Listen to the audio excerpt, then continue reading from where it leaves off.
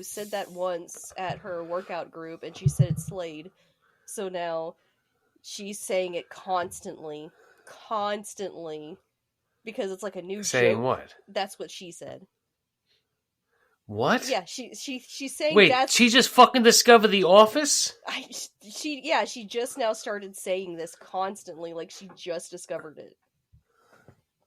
I'm like, she might have just discovered it. I don't know. That's a hilarious joke. That was old when The Office did it. Yeah, it was. That was why it was in The Office. Everybody knew it was a bad joke. Right. That was the point. Yeah. And you know wow, what, guys? imagine watching The Office wrong. Identifying with Michael Scott.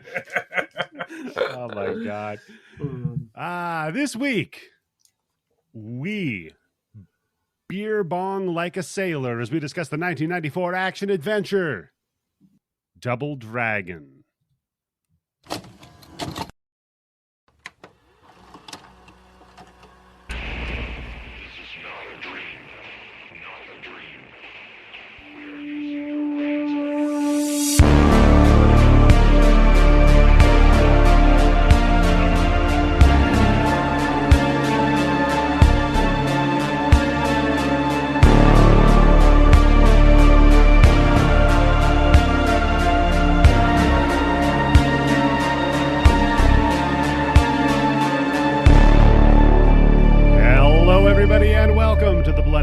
Show. I am your host, Eddie, the Axe Jefferson, and joining me as always, the Bimmy to my Jimmy, Tim Yobo. How are you doing today, good sir? I'm doing as long as I have to wear blue. I guess I'm doing okay. As long as you're not blue. But Tim, we are not alone on this journey through the pixelated mires of fucking this month. No, we are joined once again by the girl who got punched in the stomach during the cold open. It's Candice. Woohoo! And Eddie, I can't believe you didn't say the Timmy to my Jimmy. No, Bimmy. Why didn't you say the Timmy? It's the Bimmy. Good enough. Close enough. We know what he meant. See, in Double Dragon 3, there's a typo. Instead of saying Billy, it says Bimmy. Bimmy and Jimmy. Oh, it's an inside Double Dragon Candice. joke. I'll go ahead and say I've never played Double Dragon 3 joke. I've never played Double Dragon except for like one of that was on the PS3. That was it. I remember playing this game in the arcade. I don't know anything about Double Dragon. But before we get to what you were consuming back in the olden days of Florida, or wherever you were playing on your PlayStation, playing the wrong Double Dragons, I'm sure. Candice, I got to ask you, what have you been consuming this week, young lady? Man, I've just been in the video game mood. I'm trying to get these games finished before I compile my top 10 list of the year. I know everybody's waiting for it. I was going to say, we're waiting with bated breath, Candice, yes. So I picked up Legend of Zelda Tears of the Kingdom again. Okay. Because I never finished it, and I was right in front of the water temple, so all this morning I spent trying to beat the water temple, furiously cussing myself for leaving it at this to save for future self, because I was like, I'm a little burnt out, I'm gonna take a break, Starfield's coming out, I'll come back to it. And the point I come back to is literally the hardest part of the game. Why? The water temple? Yeah, the water temple. I had a hell of a fucking time with the water temple. See, I was more annoyed by the fire temple. That one did piss me off too. It was laid out so poorly. Yeah, you didn't know where the fuck to go next. Right, yeah, the level design was really the water bad. temple is because they did nothing to explain what you were supposed to do. Yeah, that's fair. Once you pick up what you're supposed to do, then it's not hard. Yeah, but it's like, right. At what point was I supposed to figure out that I could grab this with the grabby power? Yeah, sounds more like Tears of the Candice. It was Tears of the Candice. Yeah. So what else have you been playing? You could just go on the internet and look, hey, I'm stuck on level 3 of Mario, whatever the fuck the game is, right? Mario, yeah, Tim. Level 3 of Mario. Well, I've been alternating between my Switch and my Xbox, so, the new thing I've been playing, because, hey, it's Black Friday, everybody. or Cyber Monday's coming up at least. Of course, when this episode comes out, it'll have Yeah, already it'll happened. be well over both of those, But so hey, no problem. Hey, travel back in time. Too late Tuesday when this comes out. It's too late Tuesday, yeah. Travel back in time, and then you can hit up the Steam sale, because for like $8 right now, you can buy Soulstorm Survivors. Have you heard of this game? No, I haven't. This is a Vampire Survivors like.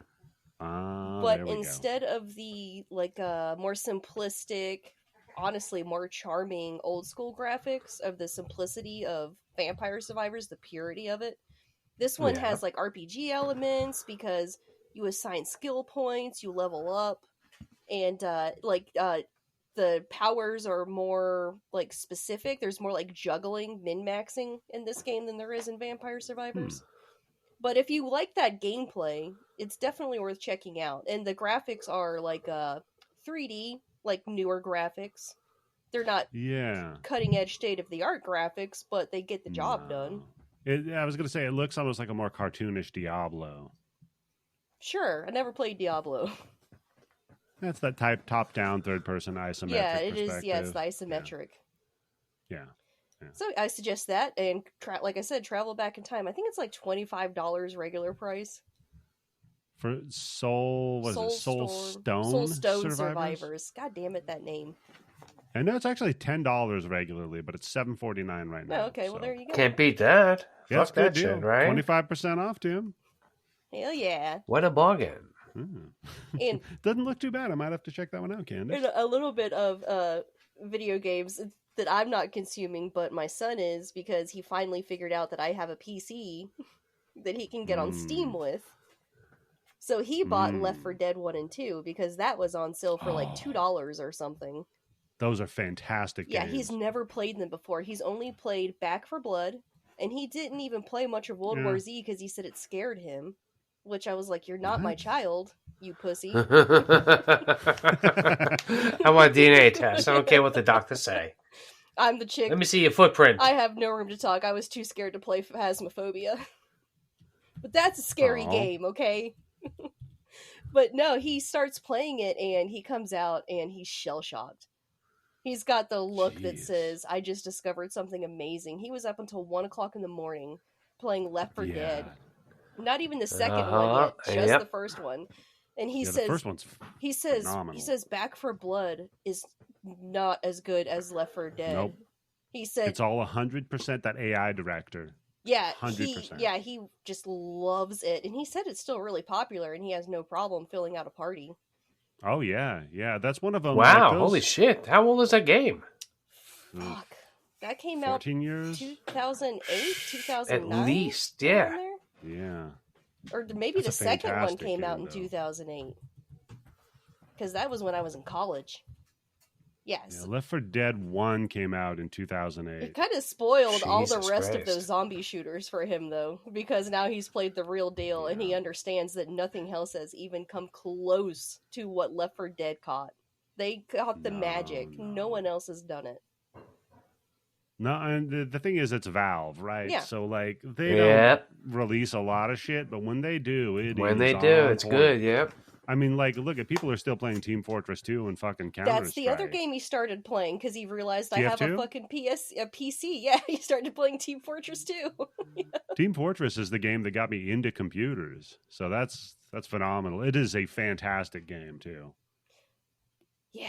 Of course, when I got into it, it was Team Fortress 1 because I'm ancient. So,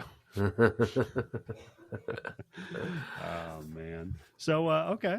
So what you and your kid have been consuming? Nothing wrong with that. What about you, Tim?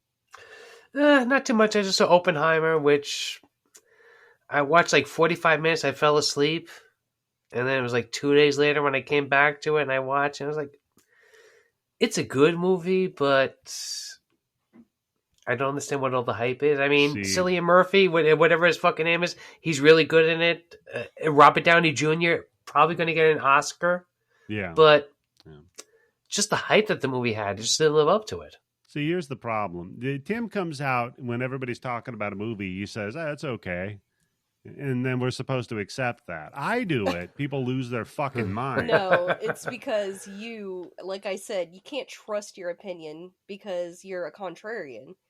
and you have to be different. So if everybody likes a movie, then you have to not like the movie as much, or not like it at all, out of pure spite. That is completely inaccurate. It's way too long. I on the app that I use to watch it, I'm able to watch movies that are like a similar vein and stuff like that. And I looked at all the other like movies that are like 3 hours, 2 hours and 15 minutes and stuff like that. I was like, all those movies, they just don't seem as long as this movie does. That's not a good sign. Yeah, if you notice how long it is, that's not good. Yeah, it's still good. I'm not gonna say it's a bad movie by any stretch of the imagination, but just the hype that went into it before I fucking saw it, I was just like, I don't know. It just didn't live up to it. By the time we talk next week, I will have watched Godzilla -1. Yes, I think I'm going to see it on the Monday after it comes out, just so I can sit. Now, here's a question. In the 4DX, should I sit in the middle or the back, or does it matter? I don't know. I just had the screen X, and I sat in the middle like I normally do, like dead center, and it was fine. Yeah, but Candice, you're not vaping in the movie theater. That's true. I'm going to be vaping. That's so. true. Well, go to the back fair. then. You got your kid with you, yeah. It was going to be high as balls at the movie, so.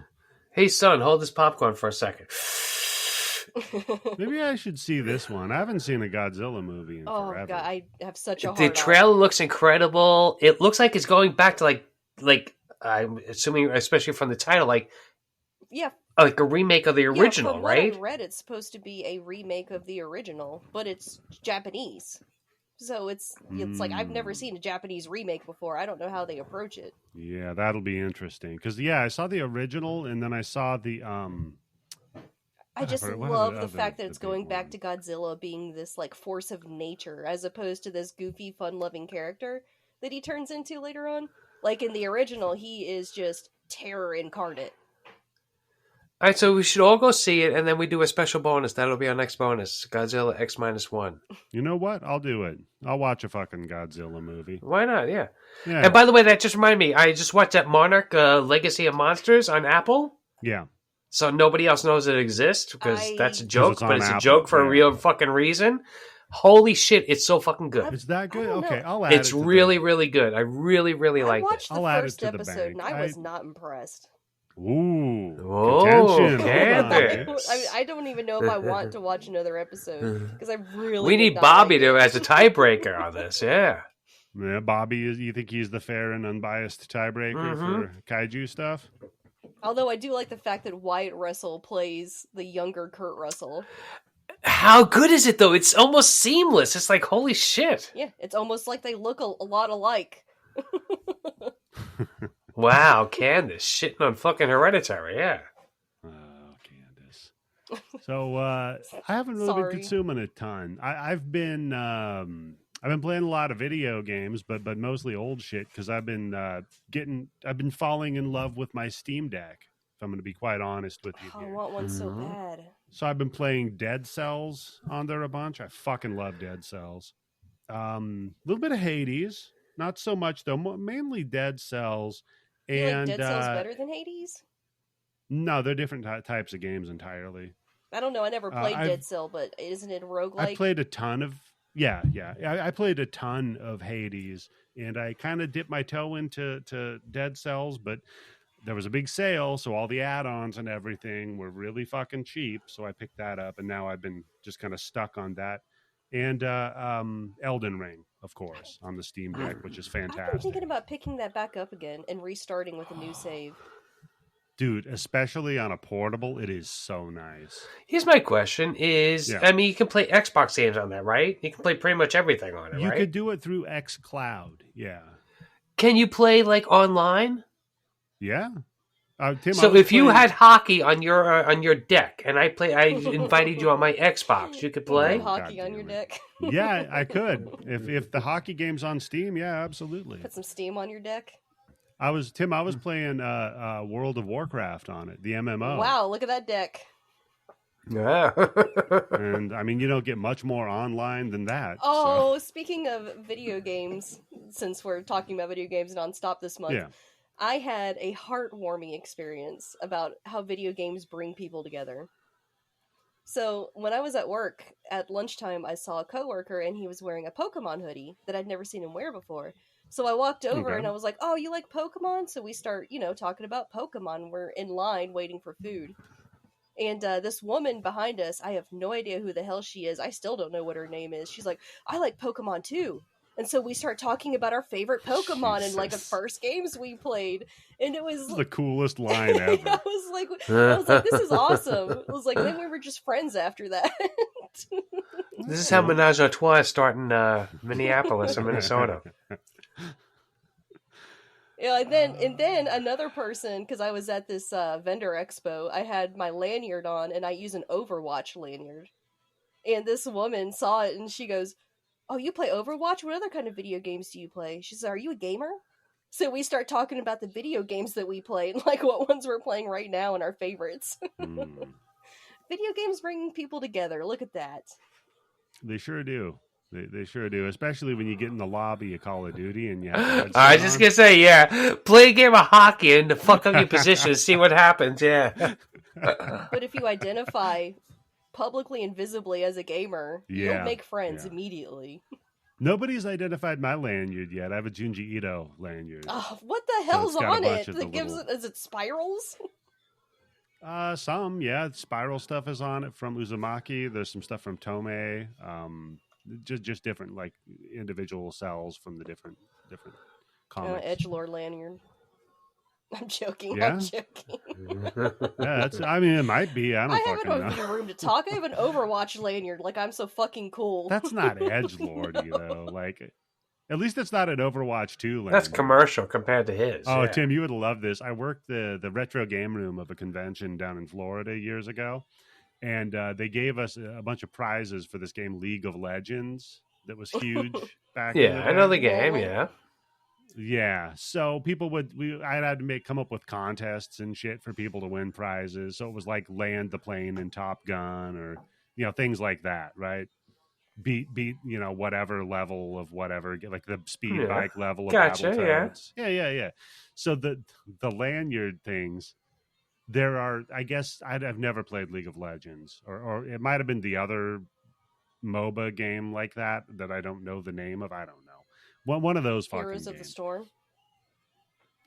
No, what's the other big one? There's League of Legends, and then there was another one, Dota. Oh yeah, that's fucking one. Yeah. So it's one of those games, but I guess there's 3 different character classes in it, which is top, middle, and bottom.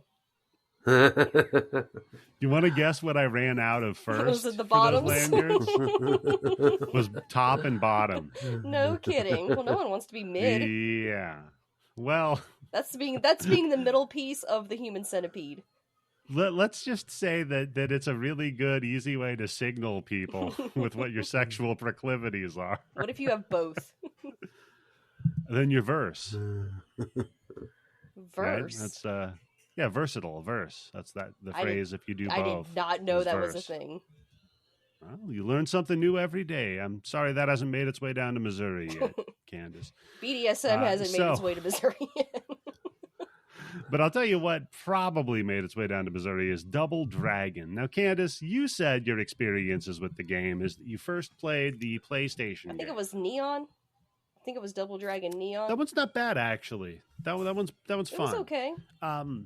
What's your? But I'm going to ask you the greater question. What about beat 'em up games in general? Is that a thing for you or not so much? Not so much. The only one I've ever really played was Maximum Carnage.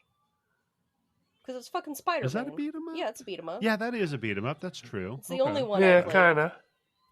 Yeah. What about you, Tim? I mean, obviously, I remember playing this I remember when it came out. Yeah, but did you play the fighting game one? Because there used to be one that was a fighting game, like Street Fighter. No. Okay. I didn't even know that existed. I just know the side scroller. Yeah. Yeah. Okay. What about you with beat 'em ups though? Is that a genre you? I mean, I played them because for a stretch of time that was like pretty much all the copycats after Double Dragon. Yeah. Yep. We famously in the shitty little diner that was in my hometown. That was the only place with arcade games. So they had like 2 pinball tables and 2, maybe 3 cabinets, and they had Vigilante, which was the knockoff Double Dragon that had Madonna in it. What? Well, this movie has Madonna in it too. Well, they call her out, but they don't show her. She's too busy with Tom Arnold.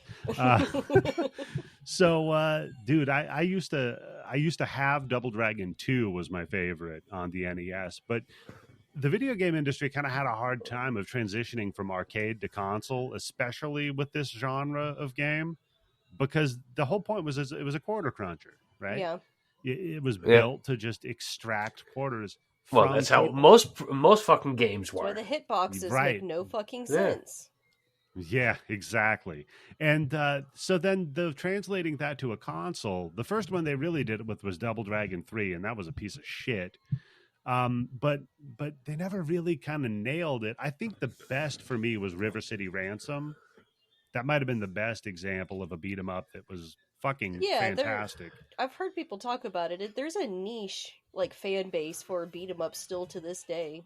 It's Candice, you might actually want to try River City Ransom's antiquated. You might want to try River City Girls. That's the newer one. Because and I'm it's a girl? the same kind You think of I'll just be more comfortable around it's women? the same kind of gameplay. Just get down in your bra and panties and play the game, Candice. It's funny because they do some role reversal in it, so your boyfriends get beat up at the beginning and you have to go rescue them. I do like that. Oh, the boyfriend gets punched in the balls. Yeah, kick them in the nuts.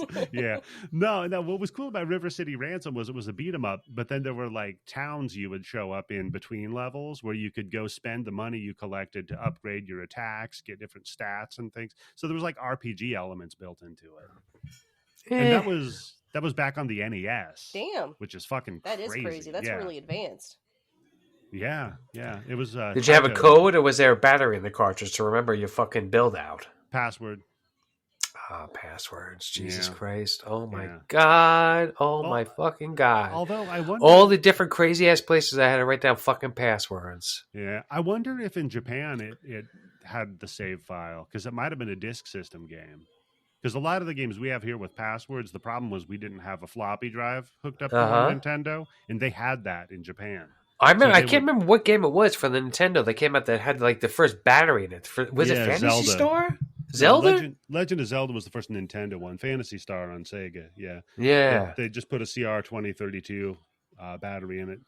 So that's Baseball Stars had it, so you could fucking play baseball and turn it off and then come back and keep your season going. Yeah. Hey, PSA to you collectors out there too. Check those batteries because they break open and leak over time. Ooh. Yeah, so you really don't want to ruin your copy of fucking Chrono Trigger, let's say. So take it out? Yeah, replace the battery. Oh yeah. I mean, they wear out over years. Update on Sea of Stars. I can definitely see why it got compared to Chrono Trigger. Yeah. Fun. Does it do the fun play with time thing? No, it doesn't do the time thing. That was such a fantastic element of Chrono Trigger. If you were in the present and you looted a box, if you went to the past, you could loot it again. But you couldn't go to the future and loot it again. So the optimal thing was go to the future, loot it, then go to the present, loot it, then go to the past and loot it again. Okay, maybe you can refresh my memory about something, because I was arguing about this morning.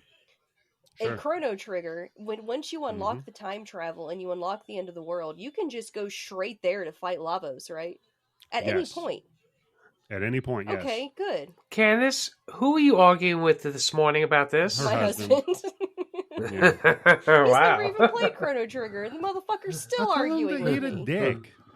Oh God! What the fuck? Tell that guy to eat a dick. I will. It's almost like if you read a book and somebody only read the title and they were going to tell you about the book. Can I tell you the other episode when you accidentally said your husband's name? And you're like, hey, Eddie, can you edit that out for me? He didn't, Candice. Did you know that? I did. Tim, shut up. I trusted you. Of course. I really very much was considering replacing it with a clip from a song. Yeah? No, replacing it with your name. No. With a clip from a song that is titled his name. Oh, God. You're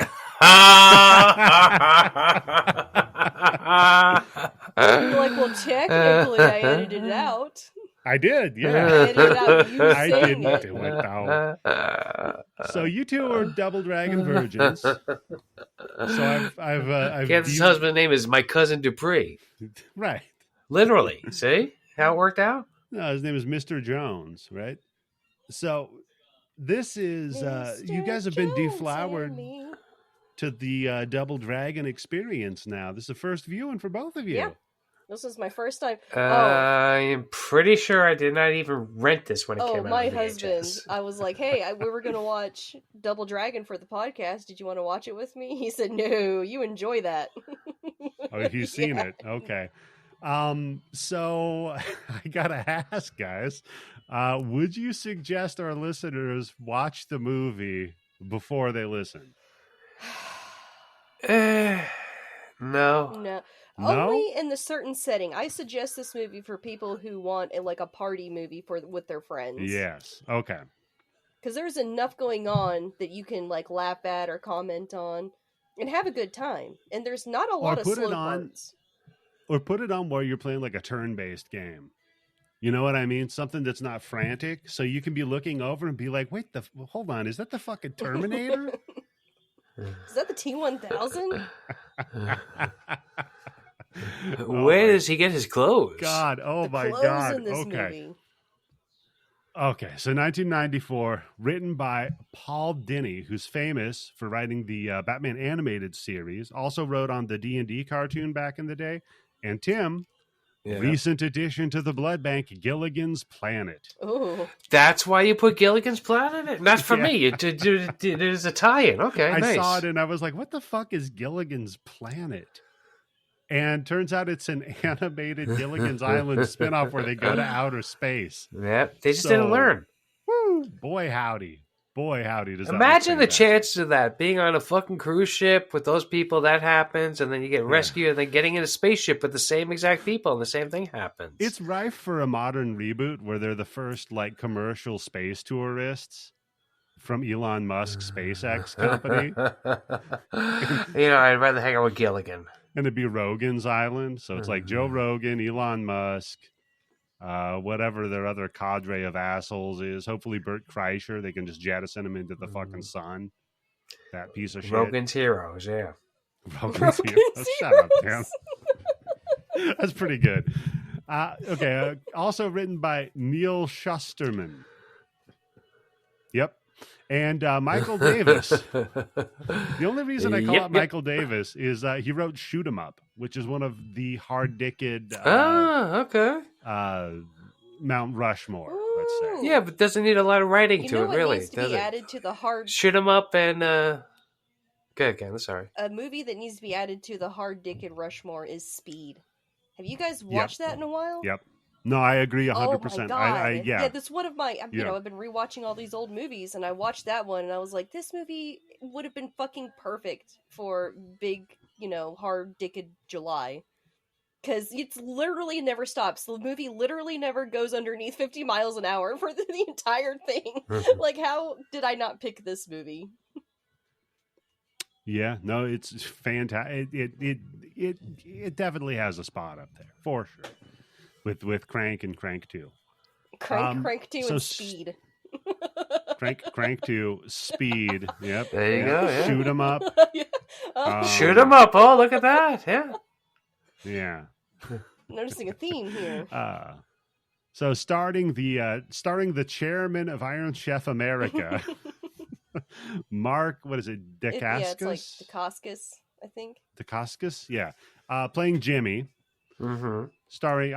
Co-starring Scott Wolf as Billy, who's mainly known as Bailey from Party of Five. Fucking hate that show. My goddamn sisters made me watch it.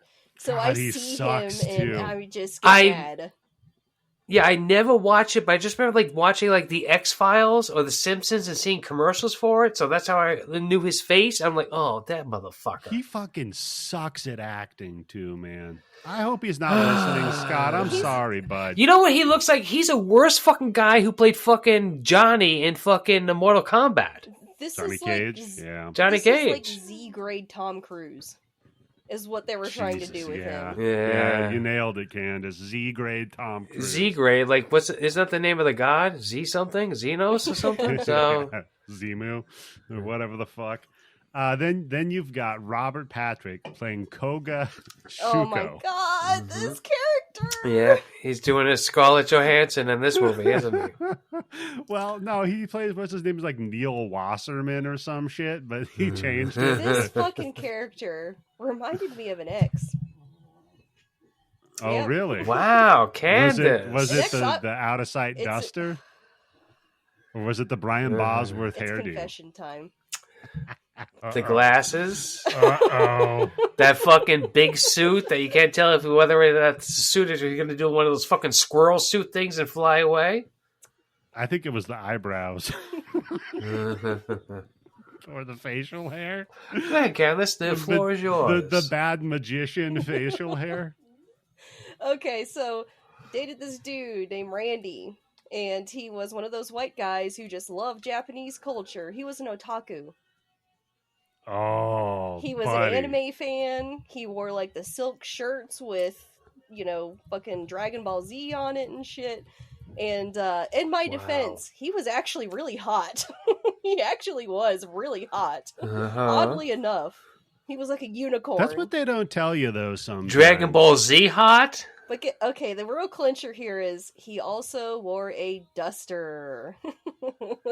Oh, see, that's why you got that fucking diversion for them, Candice. Yep, that's why. It's like when you get food poisoning from eating something and you never want to eat that thing again.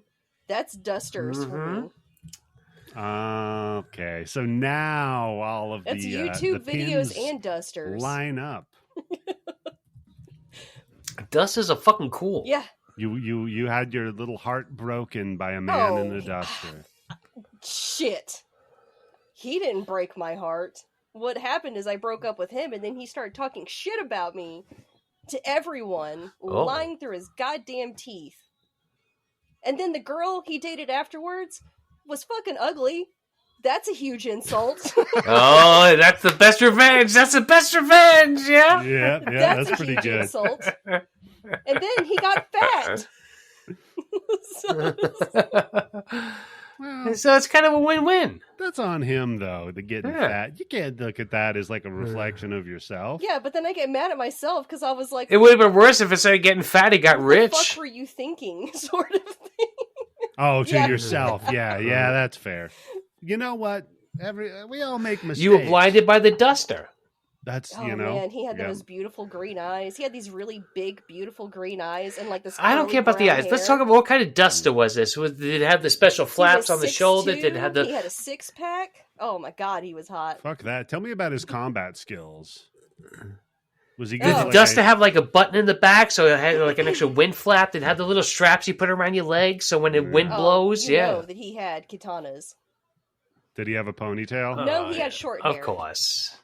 Ah, Ooh, short hair done like anime style? Yeah. He actually like he frosted his tips and Oh my god, Candice. See, look how she buried the lead. No, he had short hair. Can I tell you something? I sent my wife a picture of Robert Patrick in this movie, right? And I said, hey, could you tell me who this is? Because she famously already sucks at doing this game, right? She's always, it's that guy from the movie with the thing. And it drives me insane. Where she So- thought that she had seen Hudson Hawk. Yeah, exactly. So she goes, she says, oh, he's the guy from that other movie, the one with the other guy. Oh, thank you. And then she says, small soldiers, ? What? So I said, yeah. Is he in that movie? I don't know. So I said, yeah, that's Robert Patrick. She goes, yeah, I knew his face. And then she admits to me, she thinks this is the hottest he's ever been in a movie she's seen. Has she seen T2? Yes. I'm gonna. Candice, that's a good point. I'm gonna show my wife this thing because she loves him in fucking Terminator 2. Every time we watch that movie, all I have to give her is, he looks so sharp. He looks so sharp. Dude, it's the same man. fucking thing over and over again. Sharp. So let's see what it looks like with this. Like a fucking cracked out T2. Brian Bosworth. He looked good in fucking The Faculty. He's a good looking dude. This is not the look for him, man. Yeah, wait till you see him in The Sopranos. Oh yeah, Candice, you got to watch that. Oh, Eddie, you should see him in Peacekeeper. You need to watch that. I do. I am tempted to watch Peacekeeper. He's it does called look the White. fun. I can't believe you still haven't watched Yeah. it. It looks fun. I watched The Boys, and Candice didn't even. It's finish got that, Vigilante so fuck in off. it. It's got fucking Vigilante's Vigilante, so one of the good. best fucking DC comics ever. It's a comic, though. I don't. Oh, do Eddie, comics. Whatever. trust us. Oh my god, guys! So, can I tell you something? I've been enjoying watching people with Down syndrome do stuff What? on YouTube. Oh God. Now, hold on. There's a guy that's got a channel called Downs Right Delicious, and he cooks. What?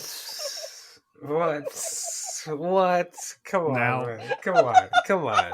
For real. So the problem is that I've been morally conflicted because at some point I'm like, no, and I'm going to tell you the reason I like it is because this dude's not about pretension. He's not about like, oh, I got this nice KitchenAid or whatever. He's not about like the cultural significance or importance of the food or how good he is at cooking it. This motherfucker just has a good ass time making some food. That's it. He is happy and having a good fucking time. And I enjoy watching that. Something honest and real on the internet, not these. Would you eat the fake food? ass- Oh yeah, absolutely. Okay. Not these fake ass fucking influencer dickheads with the fake. They all have the same fucking YouTube voice, right? Hey everyone, it's me, and now I'm going to teach you today about how we can do this. But before we get to that, I'd like you all to click on the bell icon. And none of that shit. None of that fake shit. He's just a dude having a good time. So that's how I rationalize my being amused by a man with Down syndrome. Now, because of this, you know, Tim, now that you've learned about cookies and what they do on the internet, Yes, that's right. if you get into something, YouTube is like, hey man, we got some more over here. Oh yes, I know. Yes, that's right. You like pills? Well, why don't you do heroin? It's better Yeah. for your liver. It's a lot cheaper too. Doesn't Yeah. have all that Doesn't have all acetaminophen in it. those That's bad additives. for you. Exactly. So they said, hey, Eddie, you like watching Downs Right Delicious cook? He made those chicken Phillies that looked fucking good, right? I'm like, yeah, okay.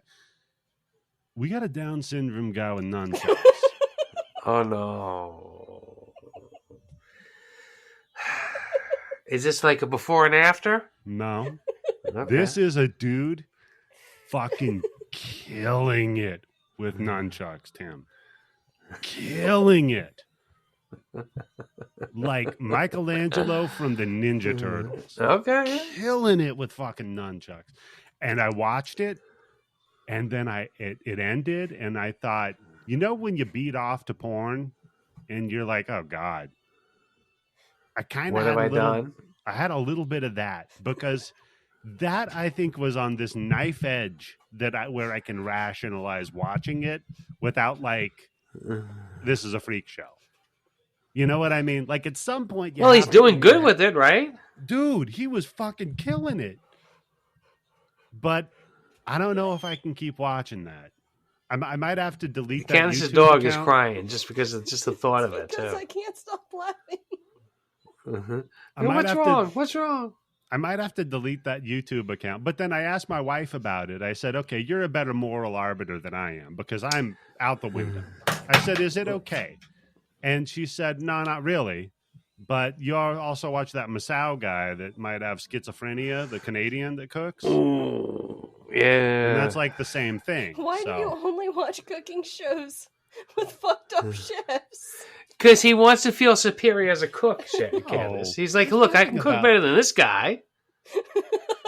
I watch a guy with nunchucks. I'm not kid. cooking out of my kitchen sink and my That's toilet the worst water. Yeah. PB&J I've ever seen. Tim, I watch the guy with nunchucks. That's not me feeling superior. That guy could kick my ass. Be a crime if you kicked his. Be a hate crime, probably. It's a no-win situation, no It matter really what. is, Tim. You nailed it, buddy. So let's move on to a win situation. Alyssa Milano. How old is she in this movie? Old enough, Tim. Look, if Well, you, I mean, thank God, but I'm talking about her voice. She sounds exactly like how she sounded on Who's the Who's Boss? the Boss? Yeah, I know. That's what turned me on. Well, if you Oh, want to see God. her tatas, you can watch Embrace of the Embrace of the Vampire. Vampire. Yep, at 28 minutes, 13 seconds, 44 minutes and 18 seconds, 1 hour and 19 minutes and 4 I seconds. remember watching it. Is that on the blood bank? It is. Oh, It is. it's in the spank bank, okay. motherfucker. Did you see her ass in this movie? Because they zoomed in on What it. do you mean? The ass, the crotch shots, everything. Holy fuck. Oh, buddy. You know what, Candice? You got Robert Patrick. We get Alyssa Milano. You know, Megan Fox has got nothing to complain about with that fucking shot on the motorcycle from Transformers, what Except they did for with the Melissa fact Milano. that she was a minor at the time. Tim. The Robert that's true. Patrick in this movie is like my salmonella chicken. You're like, these chicken wings look good, but I got sick last time I ate here. Never again. Yeah, I get it. And then we've got a shitload of character actors in this. I'm not going to go through everybody. We have some fun little cameos in here too during the news, but we'll get to that. Yes, but one of the bad guys that's always behind him is one of the guys from the raid, right? One of the which ones? Oh, one of the Huey Lewis. The two Asian guys are No, always with Oh, them. They yeah, almost yeah, look like yeah. twins, No. right? The Here's what's crazy fucking- is John Wick, Parabellum, I have his. Mark Damascus, and whatever his name Yes. is, and that guy are together. That's Oh, really? They're both in Yes. that's Oh, not the shit. dude. You got to watch a John Tim, Wick, that's- man. Jesus Tim, Christ. that's not the dude from the raid. Unless we're thinking Well, of not the different raid, people. but from John Yeah, Wick. he's not in it's- John so it's- Wick. It's Jeff Amata and Al Leong. Al Leong was the one that I was like, oh shit, no, that's the dude from Big Trouble in Little China. Die Hard? Yes. He's also in Die Hard. Yeah. Oh, And okay. he's in, Oh, Bill and Jesus Ted. Christ. He plays Genghis Uh, Khan. My wife's going to kill me.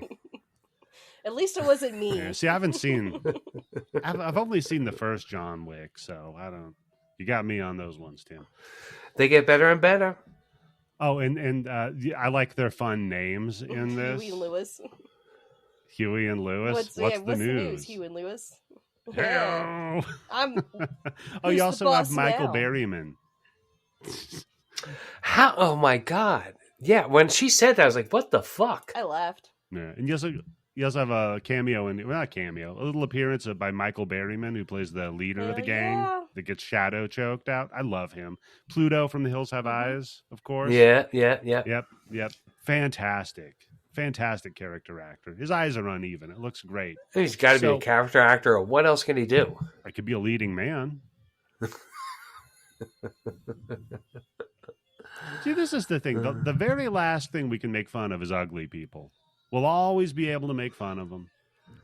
Yeah, because Yeah. nobody thinks it's You can them. always make fun of Yeah, yourself. right, yeah. That's always allowed. That is one type True, of humor I know true. is Yeah. appreciated everywhere is self-deprecating humor. Everybody loves it. So it's always a joke you can make to endear people to you without alienating anyone. You've been reading a book about making friends. No, haven't these you? are Yeah. just shit I figured out over time. No, you know what it is, Tim? She listened to Ed and Matt on campus, and she heard me talking about how she sucks at improv. She got an improv book, and it's like the first thing is self-deprecating humor. That can't offend anybody. Like 'cause it's I'm you. waiting for the episodes to all finish so I can binge them all at one time. So we kick this one off by learning about a medallion that was created by a king to save his kingdom. But he And it was sacrifices so- himself, but he doesn't die? What does that mean? Yeah. Yeah, this is He sacrificed himself to make this pendant, but then he's Yep. still alive. I put in my Yeah. notes. I've never played a double dragon game, other than that one. But I don't remember an Asian village level. And So the and joke I don't of, remember there being a lot of uh, Eastern mysticism in the games. I don't remember in- anything except punching fucking people and fucking throwing garbage cans and In knives a at people. city. in three they started with Asian mysticism. Oh. In one, Oh, the that's story the third date, is Asian literally mysticism. yeah. the number one is just the joke I made about you as the co-host, Candice. A guy just walks up, punches a chick in the stomach, throws her over his shoulder, walks off, and then you Yeah, show I up. know. That's That's all the the story story. you need. Yeah. Yeah. And you have to go rescue her. It's literally the fridging a woman. Like that's the whole fucking story of the Well, fucking you gotta get game. her out of the way, or else she's just gonna be worried about her nails. Yeah, that's fair. Alyssa Milano helped out a lot in this. I would say this was a pretty progressive. Yeah, she movie. almost pretty much bent over backwards helping. Yeah, I did like them fighting to see who got to be behind her in the vents. I get that, buddy. So, yeah, he has two. There's breaks this amulet into two halves, and they have the power of over the body and over the soul. Sure. Then we go to this village of monks getting their asses beat. They keep asking them, "Where's the medallion? Where's the medallion?" But they cut their tongues out so that they couldn't tell anybody where the medallion But cut was. your hands off too, motherfuckers, right? Yeah, yeah. Lots of places I can stick a pen that you can write shit. I would have just, I was going to say I would have just told them I cut my tongue off, but I guess they would have figured it out. That's true. Yes. I would have just pretended I cut my tongue off. Here's what I just thought about that's weird about this fucking movie. I don't know what the budget was, but we see more of the effects from the soul part of this thing than we do with the body, which is just making somebody really strong and not feel any pain, which you would think would be the easiest thing to pull off compared to doing the fucking shadow animations that they do in this movie, which actually look pretty good. They were all right. The weird 2D flapping thing that they did with them was bizarre. The budget on this was about $8 million. I was wondering what the budget was because the fucking cameos that are in this movie, I was like, how much did they get paid? Yeah, that's a good question because you had Vanna White doing a cameo. 94. George Hamilton, he's not George working Hamilton, for cheap. Yeah. Yep. Then Andy Dick, he'll just Yeah, work for well, crack. I mean, he's working for shit. Yeah, he's working for sucking. Yeah, He's but working to where is suck this? Yeah, where is this on the list of movies that came out in the video game? Like Super Mario, Street Fighter, then Double I Dragon, think or Super what? Mario is considered worse than this. No, this is No, I mean considered- like release dates. Like when did they Oh. come out? Like what? Is this like the third video game movie, the fourth video game movie, or like that? Yeah, this was 94. So it would be third. So Because there's it'd like be Super Mario yeah. Brothers, which was Mhm. 91, Mhm. wasn't it? And that made a lot of money, right? Then you got Street Fighter was 94. And that made a lot of money, right? Yeah, it did all right. So that's what I'm thinking. Like maybe people started oh shit, this is something we yeah, should yeah, get in on probably. because this is where the money is. Yeah. Gotcha. Yeah, that makes sense. So one fun note about this movie, the boat chase that they filmed, right? With the big explosions and the water catching on fire. Oh, yeah. That was filmed on the Cuyahoga River in Northeast Ohio. Oh, that's where not the they- Los Angeles River? No, it's not the Hollywood River. And apparently they used 700 gallons of gasoline combined with 200 gallons of alcohol and blew the whole fucking thing up. It freaked out all of the residents. There were 200 calls to emergency services. Dude, that's one thing I will say. The explosives budget in this movie, magnificent. Yeah, you can tell. And you won't get that shit with Yeah, CGI. you can tell they put a lot of money on the screen. Oh yeah, they blew up every fucking thing, everything. So anyway, yeah, the one of the ninjas sneaks up to this cave that's lit up like the fucking Catholic Church on Easter, and we find out that the ninja that sneaks up there to take it, she first of all is a lady. So there's a shock It's for a you, Tim. You probably didn't expect that. Yeah, it was. As soon as you see the eyes of the fucking mask, you can see. It was Lash, and her character trait is that she has a whip. Yeah, she just Yeah. carries it. She whips it Barely good. uses it. Yeah. Yeah, her first name, by the way, is Linda Lash. So there's a good alliteration there for you.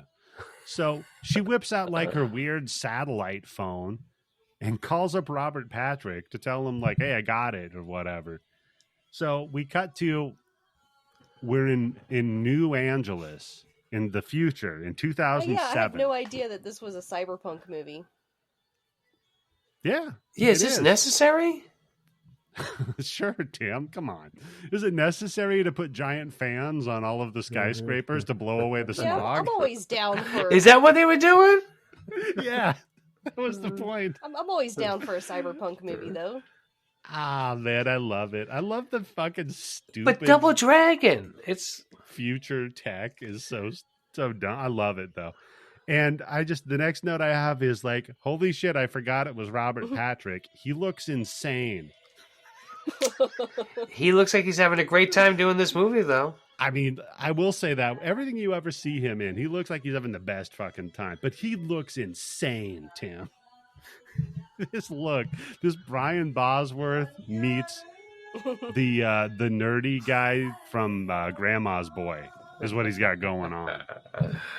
You got hats off on that wardrobe. Oh, and when you imagine the most stereotypical 90s power suits, the ones with like the gigantic shoulder pads and just a lot of loose material clinched in really tight. He looks like fucking David Byrne from the Talking Heads, clinched in really tight at the waist, like that outline. That's what everybody's wearing. All the bad guys are wearing that outfit.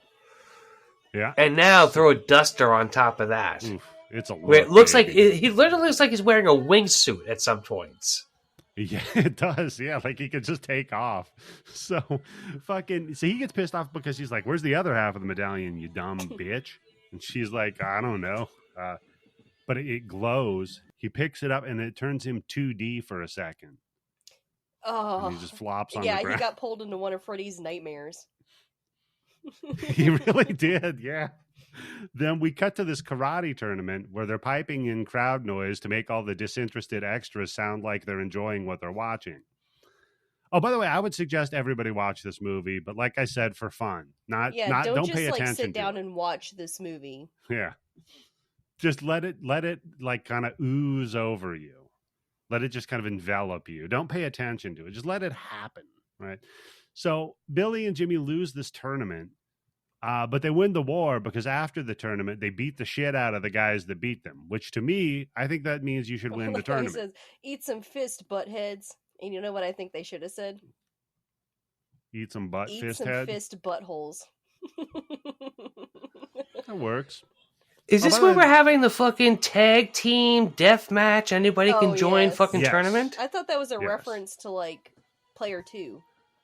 Like tag team. That was a reference to Sidekicks with Chuck Norris. Oh, it just came out on Mustachio Podcast. Yeah, see, they would have fit in just great in that tournament. With what was it, Brand, the little kid that probably got molested, and Chuck Norris. That kid's dead, right? Isn't he? That kid? I don't know. So, oh god.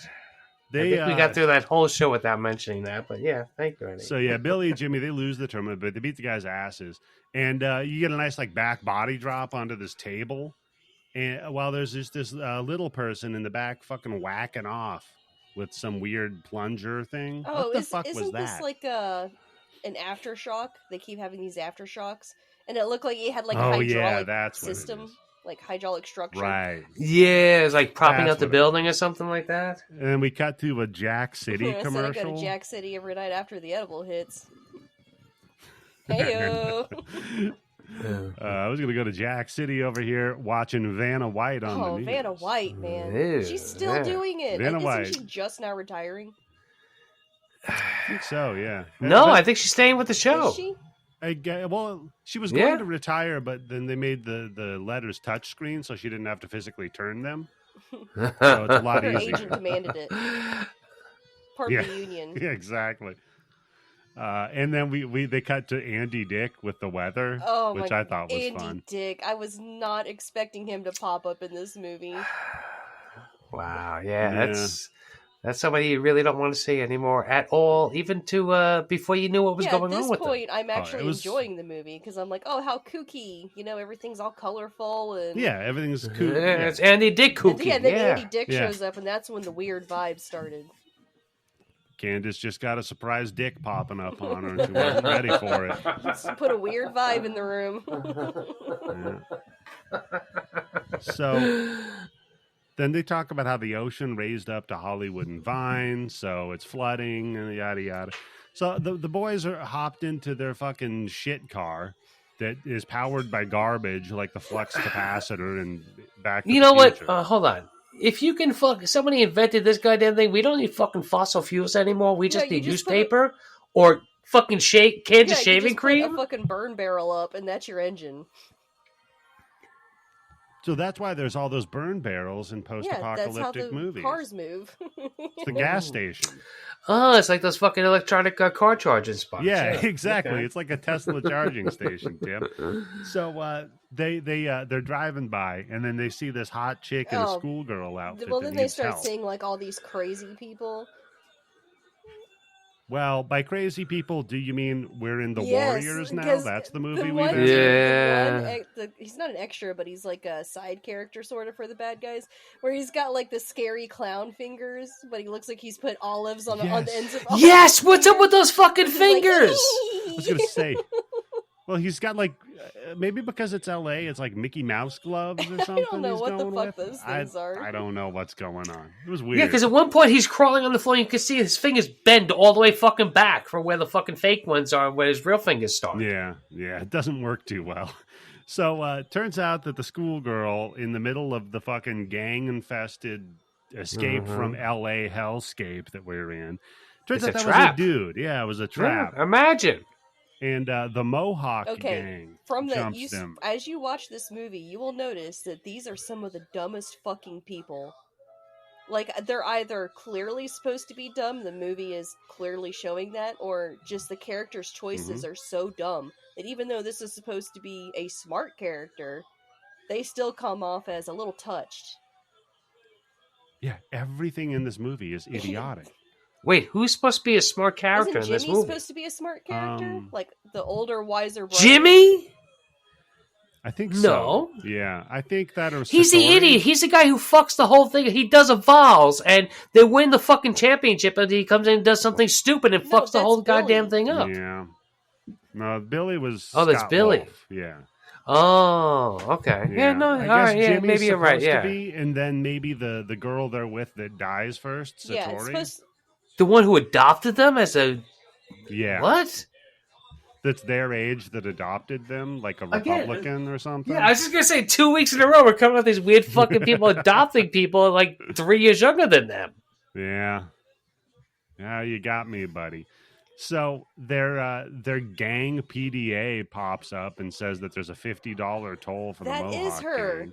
I fucking knew it. As soon as that chick showed up, the chick who plays Satori, her name's Julia Nixon, I have in my notes, okay, am I racist or is that the chick from Rambo First Blood Part 2? That's the chick from Rambo First Blood, because again, she got necklaces in both movies, Candice. Yes, Come on. I knew it. The way she said, the way she talks she has got a very specific way of like enunciating stuff. And I immediately heard, you take me with you? Like, I immediately heard it in my head. Here's something more crazy is she was married to David Soul. I'll give you from Starsky and Hutch or the Salem's Lot. Oh, okay. I'll give you another crazy one. She was in Sidekicks. Yes, she was. That's right. So it all kind of comes full circle. Oh, she was in K2 also. Not a fucking single tit in that movie. Don't watch it. K2? Yeah. Why would we assume there would be? Based on the name K2? I just thought there might have been when I was a kid. K2?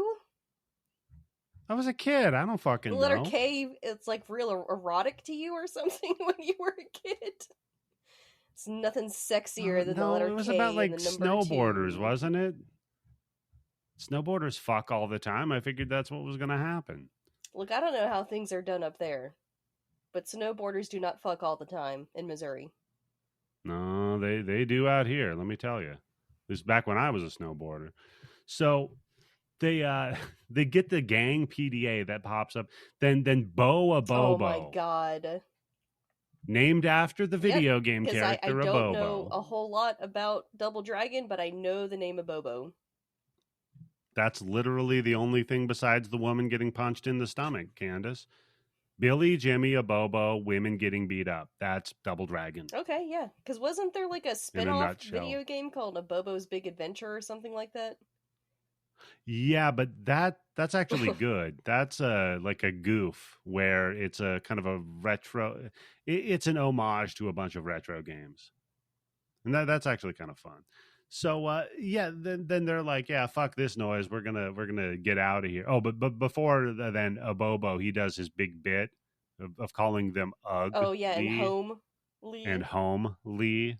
Do you get it, folks? Oh, yes, and I like how his mugshot is a gif of him, like, snarling. Like, yeah. Is that for repeat offenders? Animated mugshot. Is that, like, collecting the lenticular card? Is getting the gif headshot? I guess it's like the newspapers in Harry Potter, maybe. Yeah. Maybe that's what it is. I don't know. Because, hey, wait a minute. Because the first one you see in the Harry Potter is the dude in Azkaban, yeah, Gary right? Oldman. Severus, or not Severus, Gary Oldman, whatever his Sirius character's Black. name was. Sirius Black. Gotcha. So they decide they're going to try to fucking make a break for it from the Mohawk gang, and they're just like loading trash into the trash hole of their car. Then they figure out, like, oh, you know what we'll do? We'll throw the can of spray cheese in there, and that fucking goes bonkers. The cheese whiz. Oh, is that when it happens? Because I think. Yeah, because remember later he says there's cheese in the engine. It made no it's like sense in Mad Max where the guys are. It's like in Mad Max for Euro where the guys are spitting gasoline into the fucking tanks to get the car to go faster. I wasn't paying a whole lot of attention because it's a very boring high-speed chase with quotation marks around high speed. Yeah, and I think they were spitting that into the fuel injectors, Tim. Oh, not close the gas enough. tanks. That would actually work. But... Well, I think Candice is right. I think for the most part, a lot of this movie is pretty much boring. Yeah. The fight scenes aren't that great. The chase scenes aren't that great at all. Well, I mean, there's some things that has its moments, but what about the side story about how what's her name, Alyssa Milano's dad is a cop? It's pointless. Did you care about that at all? Alyssa Gates. Yeah. My wife hates her so much, dude. Alyssa Milano. Oh, she's jealous of that ass, huh? Well, no, she's pissed because she says she shouldn't have the same name as her and be prettier. Yeah. I didn't comment on that. So, no, my wife. It's like, that must be rough. My wife's got a better ass. I'll definitely tell you that. So, fucking. I just keep in my notes. I just keep saying, when are they going to punch a chick in the stomach? Yes, over and over. Somebody has to get punched in the stomach. No, it doesn't happen. So they escape, right? What happens is they wreck the car, and that somehow ends the chase for a minute.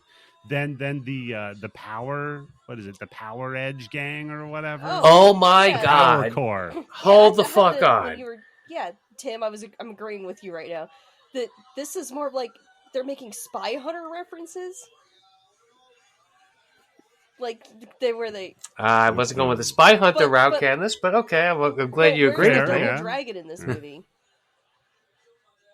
Billy and Jimmy. They're not fighting hand-to-hand combat. This is a very long, ornate car chase scene for a Double Dragon.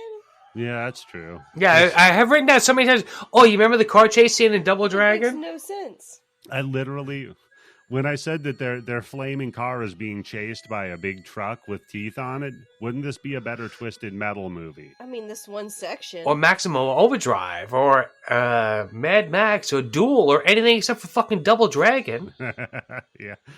Yeah, maybe a better. But my thing is, how long is Melissa Milano, as hot or not as your wife is, standing with her fucking back against the wall with 6 of her fucking friends to blend into fucking graffiti? I had the exact same note. I was like, A, was that Matt planned? There's no fucking way you can plan for something like that. And also, yes, how long were they waiting there up against the wall? Yeah. Is it like a thing where they got like lookouts from 5 blocks away? Like, here comes a truck with teeth on it. Get up against the wall. Yeah. And hope they don't crash into a wall. There, and then these people just happen to crash into them. Yeah, what a terrible... How great would that have been if he like killed like 6 of them because they crashed into the fucking wall? But because they're in an alley between buildings, just be up in the buildings, looking at the windows, or something. Don't the high ground. I think usually, I don't know, like that's usually like the advantage place we have. I don't know. At least according to Star Wars, tends to work out in your favor more often than not, Tim. That's true. So then he fucking cheeses it.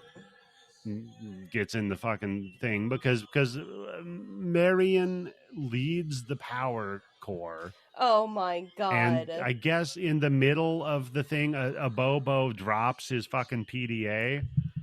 That Marion, that's what she Fucking wanted, because it's a way that the gangs Scott Wolf communicate. makes one of the worst jokes I've ever heard in a movie after they get into that car accident. Because he says, my whole life flashed before my eyes. Dude, I sleep a lot. It's like, God, that was so funny. Oh, that was hilarious. It was pretty good. A lot of the jokes in here were Yeah, I got a lot of them written down. Yeah. I'm sure that right before I die, my life flashes before my eyes again, I'll be like, hey, you remember that Scott Wolf joke? See, it's too bad that Final Fantasy Spirits Within movie was 2001, or we could have covered that, Candice. Don't talk about Final Fantasy that way. Don't sully the good name of Final Fantasy with that movie. I didn't. I said we could cover the movie Final Fantasy The Spirits Within. Well, next year, right? I'm not sullying it. I'm just saying that we could cover that movie that is an accurate representation of Final Fantasy. That's what everybody was asking for. We're a lot of sure. Moogles and Chocobos and summons. What a piece of shit that was. I saw that fucking thing. Yeah, watched it Never one again. time. That's what happens, man. But That's what then happens when you like video Children games. came You out. fuck up. Oh god, That was that's pretty a good sweet. one. Yeah. So they go to their home and have Twizzlers for dinner, while their adopted mother, I guess, tells them about the amulet. The amulet that she's had the whole time. She's hidden on different continents. Oh yeah, do people still do that thing where one of them will have like one half of a necklace and the other like a heart, and another person, like their best friend or something, will have the other piece of the heart? Do people still do that? I'm sure if you go to K Jewelers, you can find that necklace, Candice. Yeah, I do that with my wife's shoes. So she's only ever got one of them. So she can't leave the house. Yeah, that was the joke implied there. So they're eating Twizzlers for dinner. She tells them. She does. She's going to be hobbling away instead of running away, too. Yeah, I guess, that wouldn't have worked for, what's his nuts from fucking the Beatles that married the one-legged broad. What was her name? What? Remember Paul married that one-legged broad that was on Dancing with the Stars? Oh, my God, that's right. What was her name? Yeah, he ironically married her. How crazy is that shit, right? He's married to that lady, married to Linda McCarthy for how fucking long? As a fucking Beatle. At the top of his fucking being famous and having any fucking woman in the world that he wanted. And they were together that long, and she dies, and he's got to be that fucking lonely that he's got to marry the first fucking chick that says hello. Yeah, what was her hello? Heather Mills. Heather Mills. That was her name. Now she owns half of the rights to Hey Jude. How about that, Tim?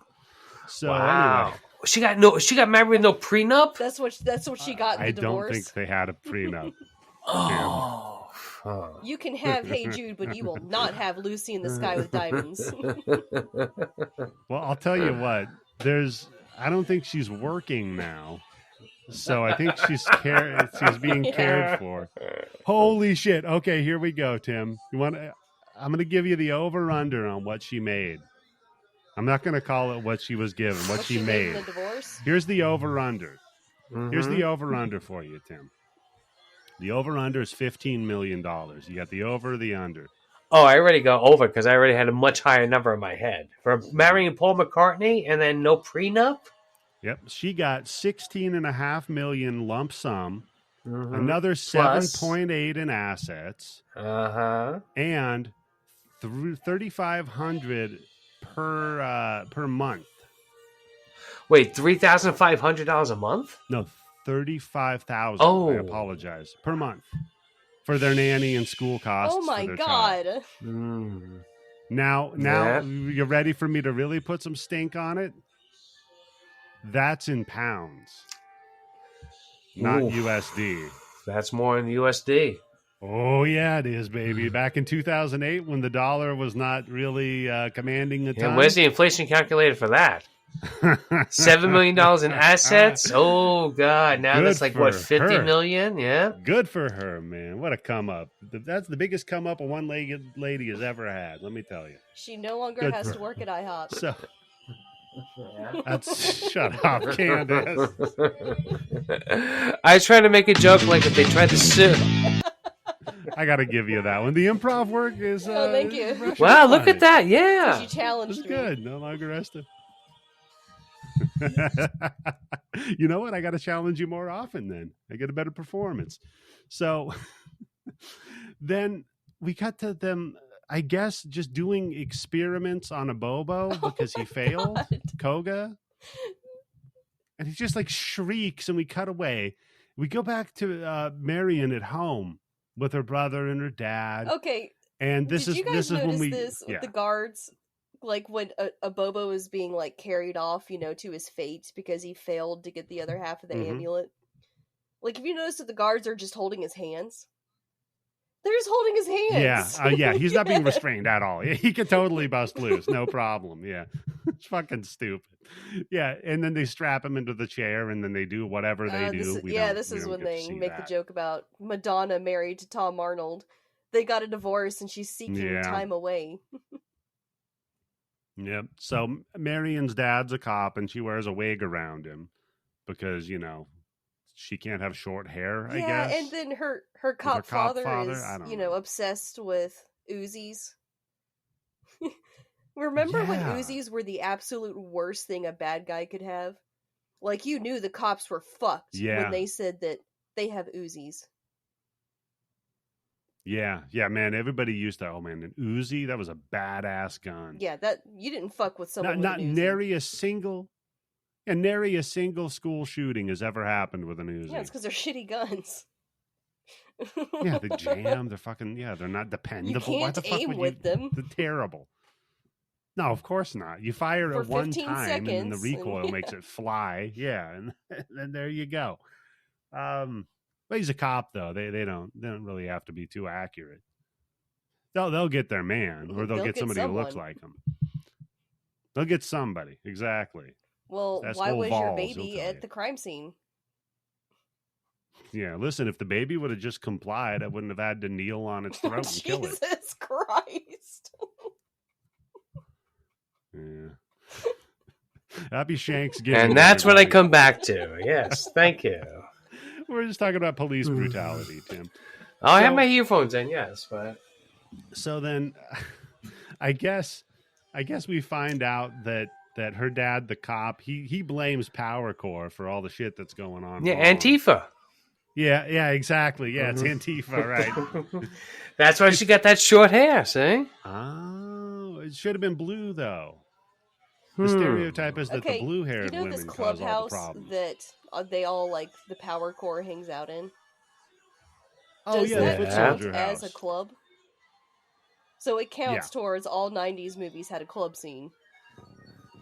Yeah, it's the Power Corps Kids Club. Good. Wait, no, is anybody singing? Or is there any music in the background? Anybody rollerblading around the place? They had, like, fun activities. They had an arcade in there. Yeah, it kind of reminded me of in the Ninja Turtles movie, the Foot Soldiers. Yep, yeah. The Foot Clan. Yep. Yeah, exactly. It did. Like a cool God, place. I wanted they to were go all there. Skateboarding and yeah, you could have gone there with your otaku God boyfriend. Damn it. This is right in my notes he where I got have you that in the otaku place, yeah. duster wearing Robert Patrick reminds me of. Blank. Yeah, he would have fit in with the Foot Clan. I'm sure they would have accepted him. Now the Foot Clan means something different. It's guys that whack off to pictures of feet. Yeah, I'm going to say this. Candice had me questioning between Candice's attitude and my wife's attitude, my questioning about my duster ability wearing. Mm-hmm. I'm like, you know what? Now that I know her backstory on this, yeah. I don't know. I think the duster is still cool. Yeah. This is trauma. You're going to learn everything with people. Typically is trauma is the problem. So, yeah, that makes sense. But you dumped him, so that never mind. It's not trauma. No, it was. Although you did pick. I love for you so saying you dumped him, but God, he was just such a beneath me, and it was all because he was hot. I just knew it was a bad idea, but he was really hot, and I went for it. And damn it. It's nice to know that just guys don't do that, Candice. Yeah. A guy would never just hook up with a chick because she was hot and then be like, damn it. Like in the witchcraft or astrology or just about anything. Yeah. Asking you about what time you were born. Yeah. Oh, that's a chick thing. That's the super hot dude who's really that's a into chick hentai. thing. If any dude, please, ladies, if anybody's ever gonna take any advice off of me, which is probably not recommended, but if you ever meet a guy and he's asking you what time you were born for your astrology chart, you better really fucking run. Oh yeah, if a guy asks you, yeah. He could be trying to steal your identity too, though. No, that's true. Yeah, one of those fucking phishing schemes. Yeah. I could do your astrology chart and tell me what your favorite name is. Favorite name for a pet and a favorite name of what street you grew up on. Tim, you're going to love this, buddy. I've been fucking with people on the neighborhood app locally just for months now. And I've been having so much fucking fun with this. This dumb old fucker posted this big screed about like, listen, this happened to me and it could happen to literally anybody. Now I'm going to ask you, Tim, could this happen to you? Okay. She said she got a phone call from her bank saying that there was a $1,000 transfer to Zelle going through. And if she wanted to stop it, she had to check her cell phone and read back the 6-digit code that she got from the bank. Yeah. So she did. They thanked her and they hung up. The next day, perfectly feasible. I know already. I can already tell what the scam is. I already know how they ran the scam. Yeah. The next day, they took all of her money out of her account. Yep. So what they did, like, they had her phone number. They knew that she had a bank account at, like, say Citibank. Yep. And what they did is they went to Citibank's website and they reset password. And they said, if you want to reset a password, you have to give us your phone number so we can give you a 6 or 7-digit code that you have to enter. And they had it sent to her phone. Yep. And then they called her and they said, what's that number? Yes. Yeah. See, even after a couple beers and a couple of smokes, I still got the shit down. And the reason I asked you, Tim, is because you're the older of us here. And these people tend to target the olds. Candice, I'm not excluding you by not asking you. I figure you're hip, youthful, and vibrant. Thank you. So you wouldn't fall for it. No problem. Now, so I go in there because she's like warning people and telling people all this stuff. So I go in there to offer her some advice. Okay? And I just said, hey, this is why I never deal with banks. I just bury all of my money out back. Can you bury Bitcoin? No. So she responds. She says, you know what? I haven't had a bank in over 15 years because I've never needed one. But I just signed up for one this year and look what happened. So she's blaming the fact that she has a bank. I love it. I fucking love old people, man. It's the best. But I'm actually technically helping her because if she just gets her money and buries it out back and doesn't have a bank anymore, she won't get scammed. Well, no, what's always incredible about that is whenever we've all had to do that, where you get an authorization code, right? And it always says in the text message, under no circumstances share this number with anybody. We will never ask you for this number, no matter what, you fucking morons. Well, meanwhile, Tim, I'm just trying to get her to bury your money out back because it's a neighborhood app, and I'm looking at the backyard right now. Ah, you got it. And you know when she's coming and going too. Yep. And all I got to do is be like, hey, I'm the gas inspector. I got to go to your back of your house and dig. She's stupid. She'll figure it out. So. And then, I just have, she puts her terrible wig on, and God, when is she going to get punched in the stomach?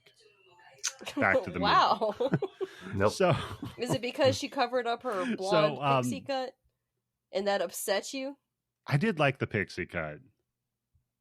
See, this is where Tim and I are opposites here. I don't mind a chick with short hair. Tim refuses to touch them.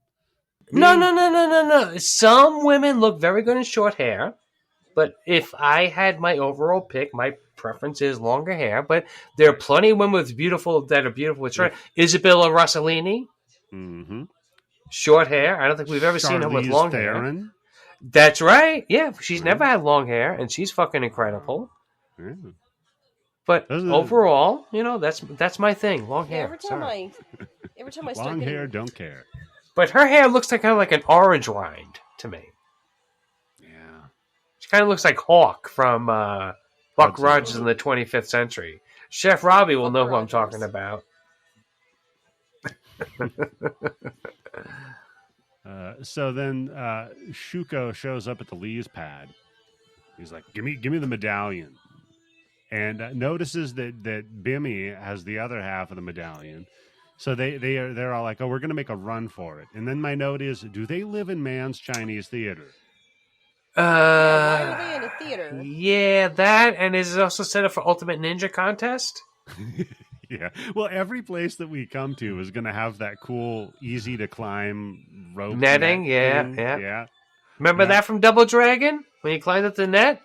Yeah, that was a big. Well, then again, Tim, you know what? If Vega was up there, you would have been down. They just put Vega in this movie. He's more of a net guy than a fence guy, but yeah, I can see that. Yeah, true. If it was a fence, it would have made more sense. Not this rubber net stuff that they got. So then we get a big fight. They trip him with gumballs. They trip the bad guys. This is when you That's can fun. really tell the difference between the choreography between like Mark Dacascos and Al Leong, and Scott Scott Wolf with the other dude. Like, because they cut away a lot of the fighting between those two, because you can tell who is better. Yeah. Scott doesn't get a lot of shots on him when they're fighting. Yeah, he's not getting any John Wick movie or John Dick movie. He's doing the comic relief shit, like the broom fighting. God, and he's so that kind of stupid shit. Unfunny. And then when he closes the guy's like ponytail in the suitcase, and he's like, "Hey, you're a head Oh case." my god! I just wanted to shoot myself just listening to that joke right now. It's like if you rented the original game, like the lines of dialogue that they use as filler to make this from a coin-op game to a video game, that's what you would expect. Not from a fucking movie. And it wasn't even done in a video game, so it's not like they're taking it from the fucking game and putting it in the movie. Like, oh yeah, I recognize that. Writing. It's, you know what? It's writing that belongs in a Ninja Turtles movie. You know what I mean? They're wisecracking, stupid. Yeah, but like, at least it was funnier. Then I would get it Ninja more. Turtles did do some of that, but at least it was funnier. Yeah. I mean, a lot of it was shell puns, but... You know. I've never seen or watched a Ninja Turtles movie or cartoon, but yeah, just off the bat, I imagine it's got to be funnier than this fucking dialogue. Oh, it couldn't be worse. So then Abobo on roids shows up, and then God, he looks like 10 pounds of balls put in a 5-pound bag. He looks like his shoulders, his quads, you know, those shoulder blades, whatever the fuck those things popping are, out of his shirt.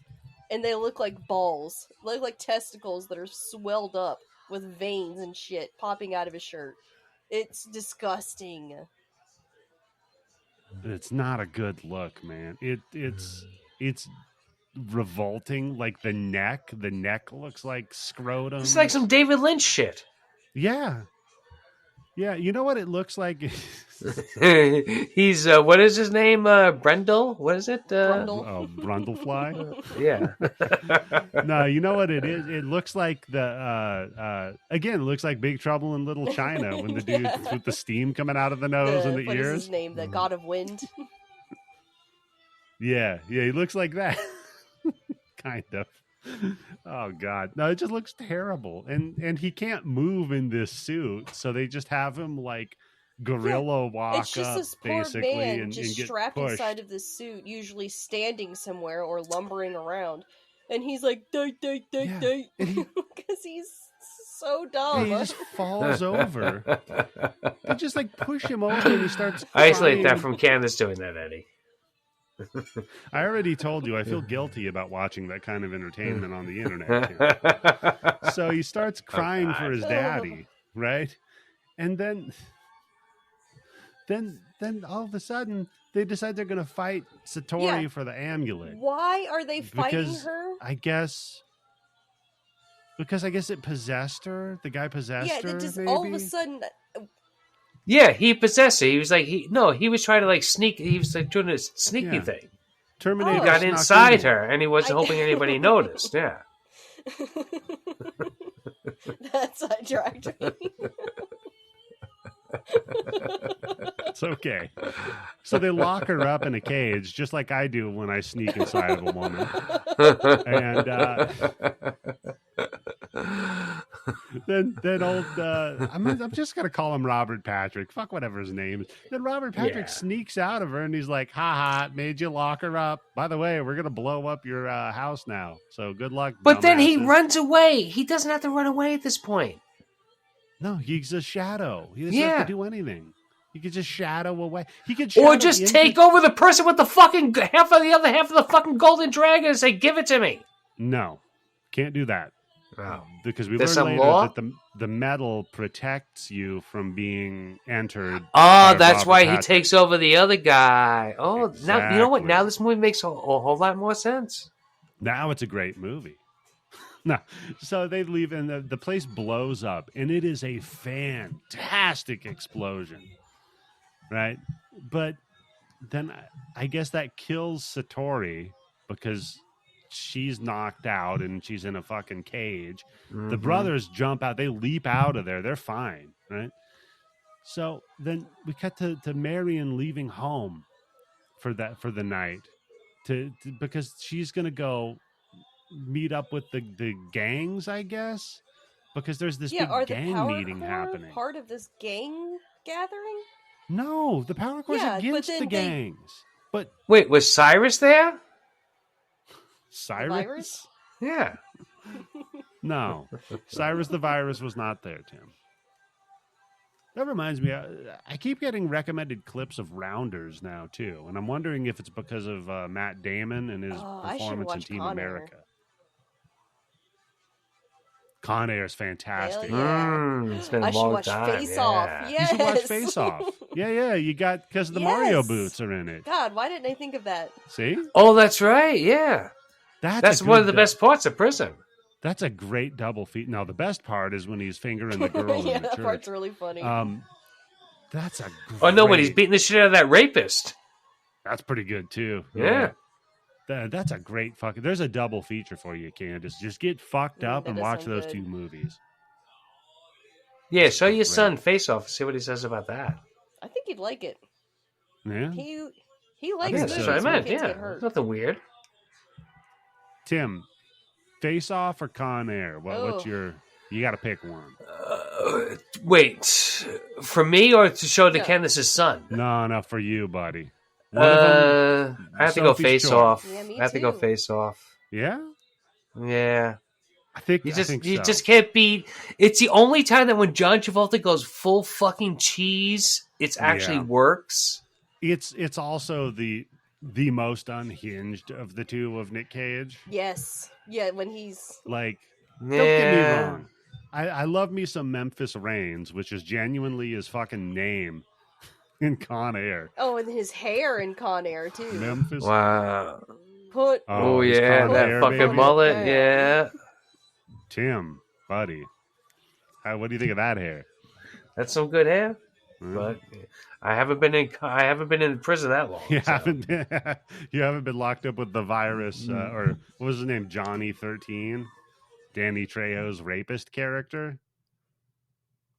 Oh boy. But Yeah. if they Like I only said, it's been a knew- long time. So we should watch that and do a bonus episode of that. So. I have that movie memorized. Basically, it's a fantastic movie. They do old Dave Chappelle dirty in that one too. Remember that, Tim?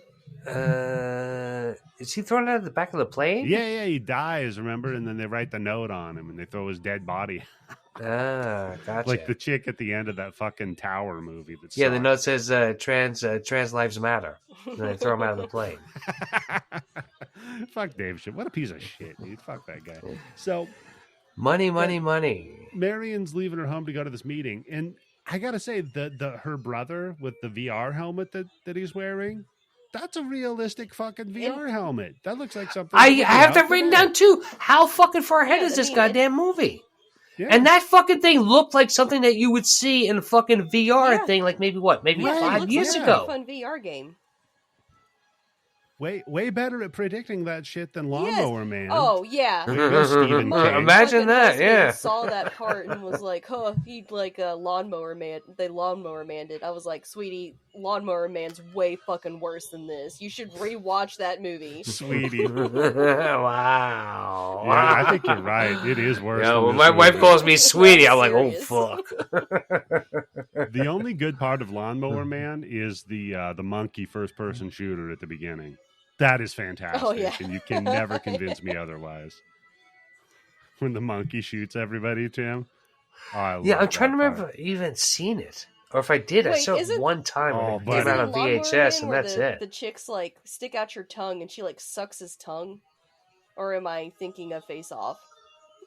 No, that's Face Those Off. two are blending in my brain because they're both movies I haven't seen in a really long time. So wait a second. You thought that who was it then? That Pierce Brosnan did that, or The Simple Boy. or the Simple Boy? You know, now that I think about it, I kind of feel guilty watching Lawnmower Man. Yeah, it was Jeff Fahey. Isn't that who it is? Jeff Fahey. Yeah. And yeah. I'm just thinking about that fucking in that cooking movie, show. There's this like horned up, not sheltered housewife. She's fucking the whole town, but she like all of a sudden starts thinking that he's hot, even though he's a simple Jack. And she like seduces him, and so in my brain I was thinking she sucked his tongue at some point. She did, yeah. I really yeah. don't remember anything about that. I mean, I remember Pierce Brosnan, but Uh-huh. I remember Jeff Fahey, but I'm wondering, do I remember because I saw the movie, or is it because I've just heard so many people talk about the movie, and those are the two things that are like the two big talking points of it? All right. I shared the video of the guy with the No, nunchucks. I'm not looking at that. Yeah, No. yeah. Oh, It's come 15 on. seconds You know what? long. I'm just going to say this, Candice. This is the first time ever. I'm hoping it's fucking Jar Jar Binks' asshole. No, it's 15 seconds long. And the dude's No, it killing isn't. It's not Jar Jar Binks' asshole. Oh, God.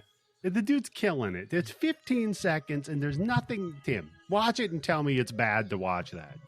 So It's anyhow, not bad to watch it, but I'm just going to say this. I was better when I was a kid, when I had my nunchucks. No, you were not. Yes, I was. I'm Then sorry. This guy, Tim, I this had the guy's- whole Bruce Lee thing down. I had that fucking going around my waist, going around my fucking neck, everything.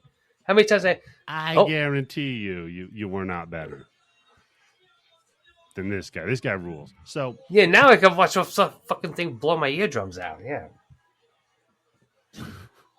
So they go to the meeting of all of these Oh gangs. yeah, this is where you see and Michael the different Berryman. gangs. Yes. 'Cause Oh, he's where's the leader. where's the schoolboy gang getting to this fucking thing? Well, you got the schoolboys, you got the crazies, that's Berryman. You got the clowns, you got the cowboys. There's the Argyle sweater vest guys, Waldo. Yeah, there's Wall Street guys, it looks like, right? yeah. We got the mimes. Yeah, they basically just they went around the studio and they said, "All right, every extra we got, get in here. Whatever you're wearing doesn't matter. Just come on in here. Act excited to see this." So, oh my God. So then, anyhow, Robert Patrick shows up, turns into a shadow, and force chokes out the leader of the Madmen. Then I guess that means he takes over, but couldn't he have just inhabited that guy's body and been like, guys, since I'm your leader, here's what we're doing now. They made a very mature joke because I had subtitles on, and it says like choking coming from room as like the subtitles, and then it says rhythmic pounding.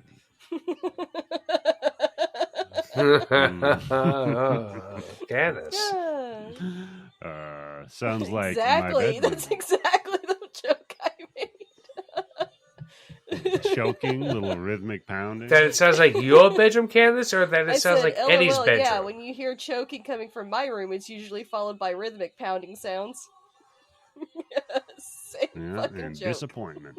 So, Abobo lived, we find out. Billy and Jimmy are sad that Satori's dead, and they're sad that there's cheese in the head Oh. gasket of their shit car. Yeah, and this is where I noticed that fucking They argue. Abobo has a rat tail on his nutsack back.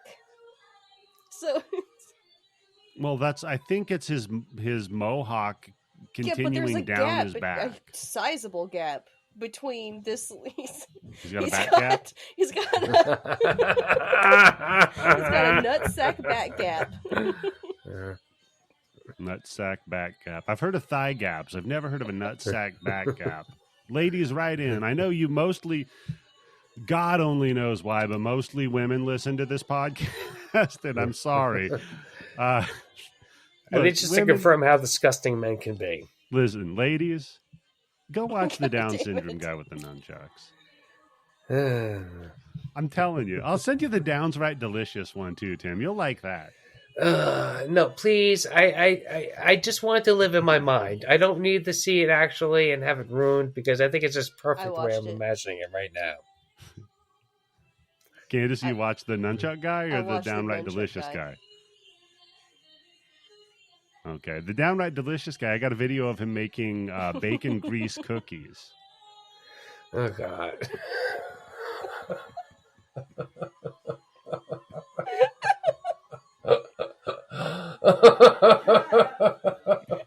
Why? Oh, man. Why do you do this? This is why we're never going to ever have sponsors. For real. There's nobody who could sponsor this show. For real. So please join the Patreon because there's no other way that we're going to survive. I'm not lying. He's making bacon grease cookies. Have you ever had chocolate and bacon? I've had chocolate covered No, bacon. Tim, you don't know what bacon is. I'm never fucking talking to you. No, I used to have bacon all the time. And then I moved on to Sicily. Yes, until my grandmother told me that it was fucking parasites in the goddamn pork. Up until that point, I love fucking bacon. I love roast pork and pork fried rice. That's what I got every single time. And then she tells me what's that. funny Tim, is you that I could know eat exactly what Tim's talking about because for some reason my mom had this huge aversion to pork. Like we ate a lot of Jewish foods and stuff because she just would not have it in the house. So even by the time I got older, like I probably didn't eat a ham sandwich until I was 25 years old. Because you just grow up without it and you don't even think to eat. Like, ew, I'm not going to fucking eat a pork chop. That's disgusting. Exactly, yeah. Give me a turkey sandwich. Give me a chicken sandwich. Give me a fucking roast beef, whatever. But something that, like I said, it's just something that hit at the right exact moment. If maybe she told me when I was younger or older, I would have been like, whatever, or forgotten about it. But just when she said, I hope they cook that the right way. What do you mean? Why? Well, there's parasites in that thing, and if they don't cook it the right way, the parasites aren't dead. Like, what are parasites? Oh, those are tiny little bugs that live inside the meat and they move around. Bang! First thing that pops in my head. Oh, so if they didn't cook it right, those bugs are alive. And if they did cook it right, those bugs are just dead and now in the meat that I'm eating. Tim, do you eat sushi? Very, very rarely. Do you eat smoked salmon like lox? Nope. Huh. Well, at least your weird logic's internally consistent. So, hats off to you, bud. So, I'm not eating any fucking steak tartare anytime soon, so don't worry. Fair. I do like that Billy throws the tackle box into the Hollywood River, like when he's having a fit, and then they run into some gangs. And my favorite's the Jansport backpack gang. They all just kind of spin their backpacks around. I saw the two of them in the background, yeah. And we get this like Benny Hill level chase scene that's just fucking abysmal. My favorite, though, has got to be the postman that yells airmail said, and then jumps off of a building. No, Bobby, no. Hey, look, no matter what, he's going to get that mail to you. Also, the music in this movie, I want to make a comment on real quick. It's probably the worst music I've ever heard in a movie. Oh, God, yeah, it's like it's like Crystal Method if it was just crystal meth. Like, it is bad. Yeah, it's crystal lack of method. I was going to say, the only thing I noticed about it just sounded to me like, oh, this is the music of the time that this movie came out. It's so exactly, Candice. They don't got fucking Nintendo money. Tim, it's the elevator music version of the music you would listen to in this era, is what this shit is. It fucking sucks, man. So they run into the Imagine shed. like 30 years from now when like Marilyn Manson is elevator music. I don't think that'll happen. Maybe. I think maybe it'll be more like Taylor Swift. Oh, your wife could sing it. Don't say anything. You hear that? Yeah. She knows how to work that volcano when I'm not in the room. God bless your wife, Tim. She sounds like she has the God best bless time. her. That's right. Yes. Yeah, good for her, buddy. So they run into the shed and they find this like total Viva Knievel bike, right? And their whole move is like, guys, we're gonna steal this bike and get the fuck out of here. Yeah, like he's like, you probably don't even know how to start it. It's like, oh yeah, watch this. Oh, bike falls. Remember the bike from Double Dragon? Yeah. Yeah. I think that was the bike from one of the bonus levels of Street Fighter where you beat the piss out of it with Chun-Li. It's from Excite Bike. You know? Yeah. I did I too. used to love Excite Bike. Think about how advanced that shit was. You used to make levels. Yeah, that's right. God, I love that game. I would make levels all the time. It's a fun really fucking... dumbass They should bring levels that back. too. But for some reason, it was soothing. Imagine if they brought that back, Candice. Just like a Mario Maker kind of thing, but it was free on Switch Online of Excite Bike. That'd be fantastic, dude. You have to. They do the Mario Maker thing though, right? Where you make the level, then you have to beat it before you can upload it. Or you could. So it has to be beatable. That's a smart idea. I like that. That's good. Yeah, that's what they do with Mario Maker, Tim. Because you make these impossible fucking levels, and then they're like, all right, you beat it, and then we'll upload it. What do you guys think the next Nintendo console is going to be? Do you think it's going to be a regular console, or do you think it's going to be another handheld hybrid, or just a handheld? I think they're going to fuck up and they're going to do a non-handheld, and it's going to be underpowered compared to the competition. They might try to integrate some funky like motion control they never stuff. Repeat themselves. Maybe even.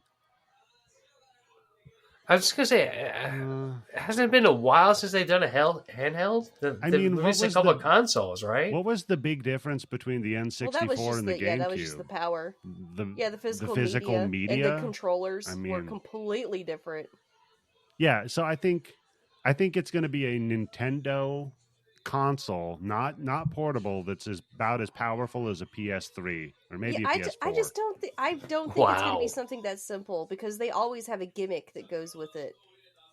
Like I can't even imagine what they've come up with, because when someone showed me the reveal trailer for the Switch, I was like, what the fuck are you talking about? It's a handheld and you can play it on the console. No, you know what it'll be? No. You know what it'll be? You'll be able to link your Switch up to the console. That's what it'll be. I don't think so. We'll see. Yeah. I know they're due. They're due to fuck up. They fuck up every other console nowadays. So they're due to fuck this one up. Another fuck up I'm going to buy and play, because it's the only place you can get Mario or Zelda or Pokemon. They're pretty much bulletproof, right? I mean, they'd really have to fuck up hugely to be bought out by fucking Microsoft or Sony. They're not going anywhere soon. The fucking Wii U. Tim. They literally they were considering selling the company when the Wii U flopped. Really? That's how fucking bad they did. Tim. Damn, dude. That somebody should have bought that fucking company cheap. I predicted Tim, that was this was going to be another Dreamcast situation where give it some time and people are going to be like, oh, but the Wii U was actually ahead of its time. It was actually great. And sure enough, there's a growing community of people that are Wii U defenders. They're wrong, though. They're so wrong. The hardware and y'all is are wrong about failing Sega already, Dreamcast though. too.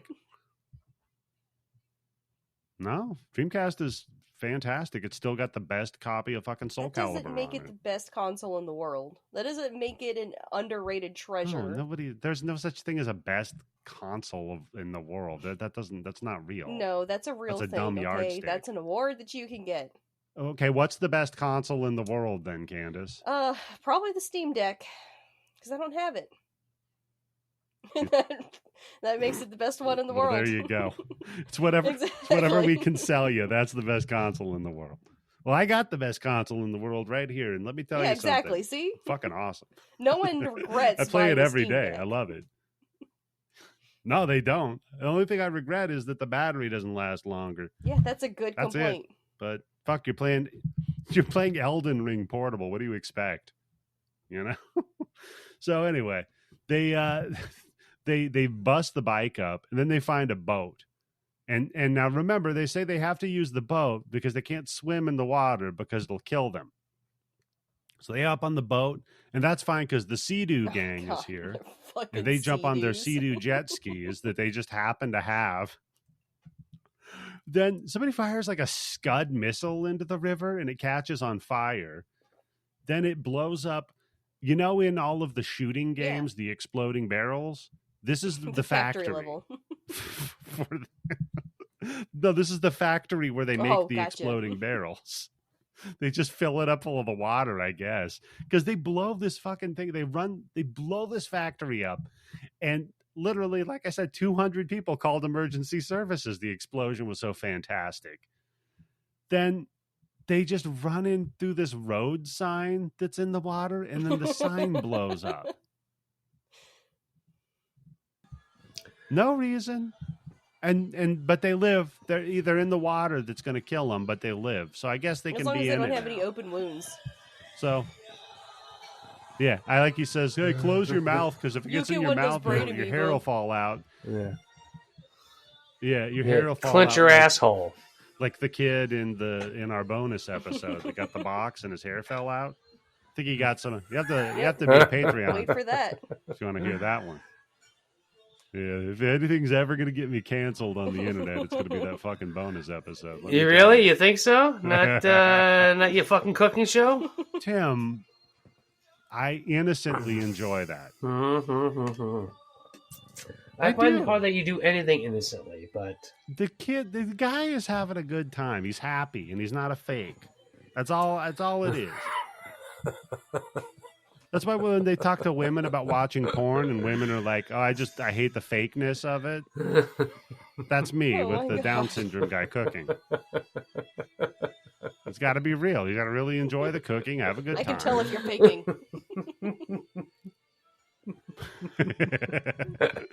That's one thing. Yeah, you can tell he's not faking his enjoyment for the bacon grease cookies. God damn it! I broke. God damn it! I'm usually so good at that. Oh my god. Okay. So anyway, Shuku dresses down Huey and Lewis after they tell him he's got no news. Huey, Lewis, any news? But I did like these dumb jokes. Yeah, of course, because they're your Dennis Miller jokes. Right? It's a Huey Lewis in the News reference. That's a Dennis Miller movie. Get it, babe? You got babe. it? Yeah, Chachi. And he was like, all right, we're going to go to plan B. And then he never says what plan B is. So that's fun. Then Jimmy and Billy, they talk about a plan of their own, which is that they're going to call the cops. No, they're not going to call the cops, which is what they should do. They're going to go get Shuko's medal on their own. So they ask Marion, like, hey, can you help us? Right? They cut. Now, this is the scene, Candice, when you said gross. And I said, is it Marion and Abobo? And you said, what? Yeah. So. Oh, listen to Candice. Yeah, that's disgusting. She's shaking her head so hard you can hear it. Yeah. So, for some reason, the people making this movie thought, why don't we have the guy in the giant Abobo suit strapped to a chair? Alyssa Milano not wearing a bra at all. Yeah, and this is where you notice. checked. This is where I noticed that she wears garter belts on her granny panties underneath her short shorts. It works. Yeah, that was a weird look. That's a good point, Candice. But you can see so much inner thigh on this outfit. Oh my god. So she is beer-bonging spinach. Homemade, her own blend of spinach, and too. He's farting and gagging and... I think did he fart? I thought he shit his pants. He did. No, he farted. Implied shitting. Oof. Spinach. Shit. Oh, diarrhea from spinach? Yeah. Oh, I was like, oh. Man.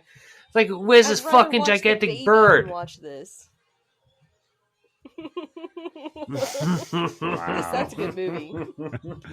Because, dude, it is rough.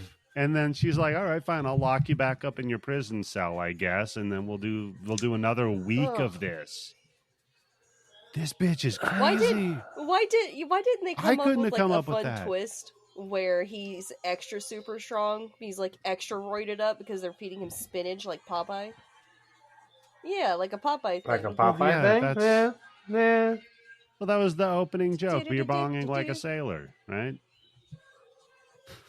That would have been good, but no. Instead, because kids hate spinach, you see. My kid loves spinach, especially when you funnel it into her Kids mouth. hate spinach.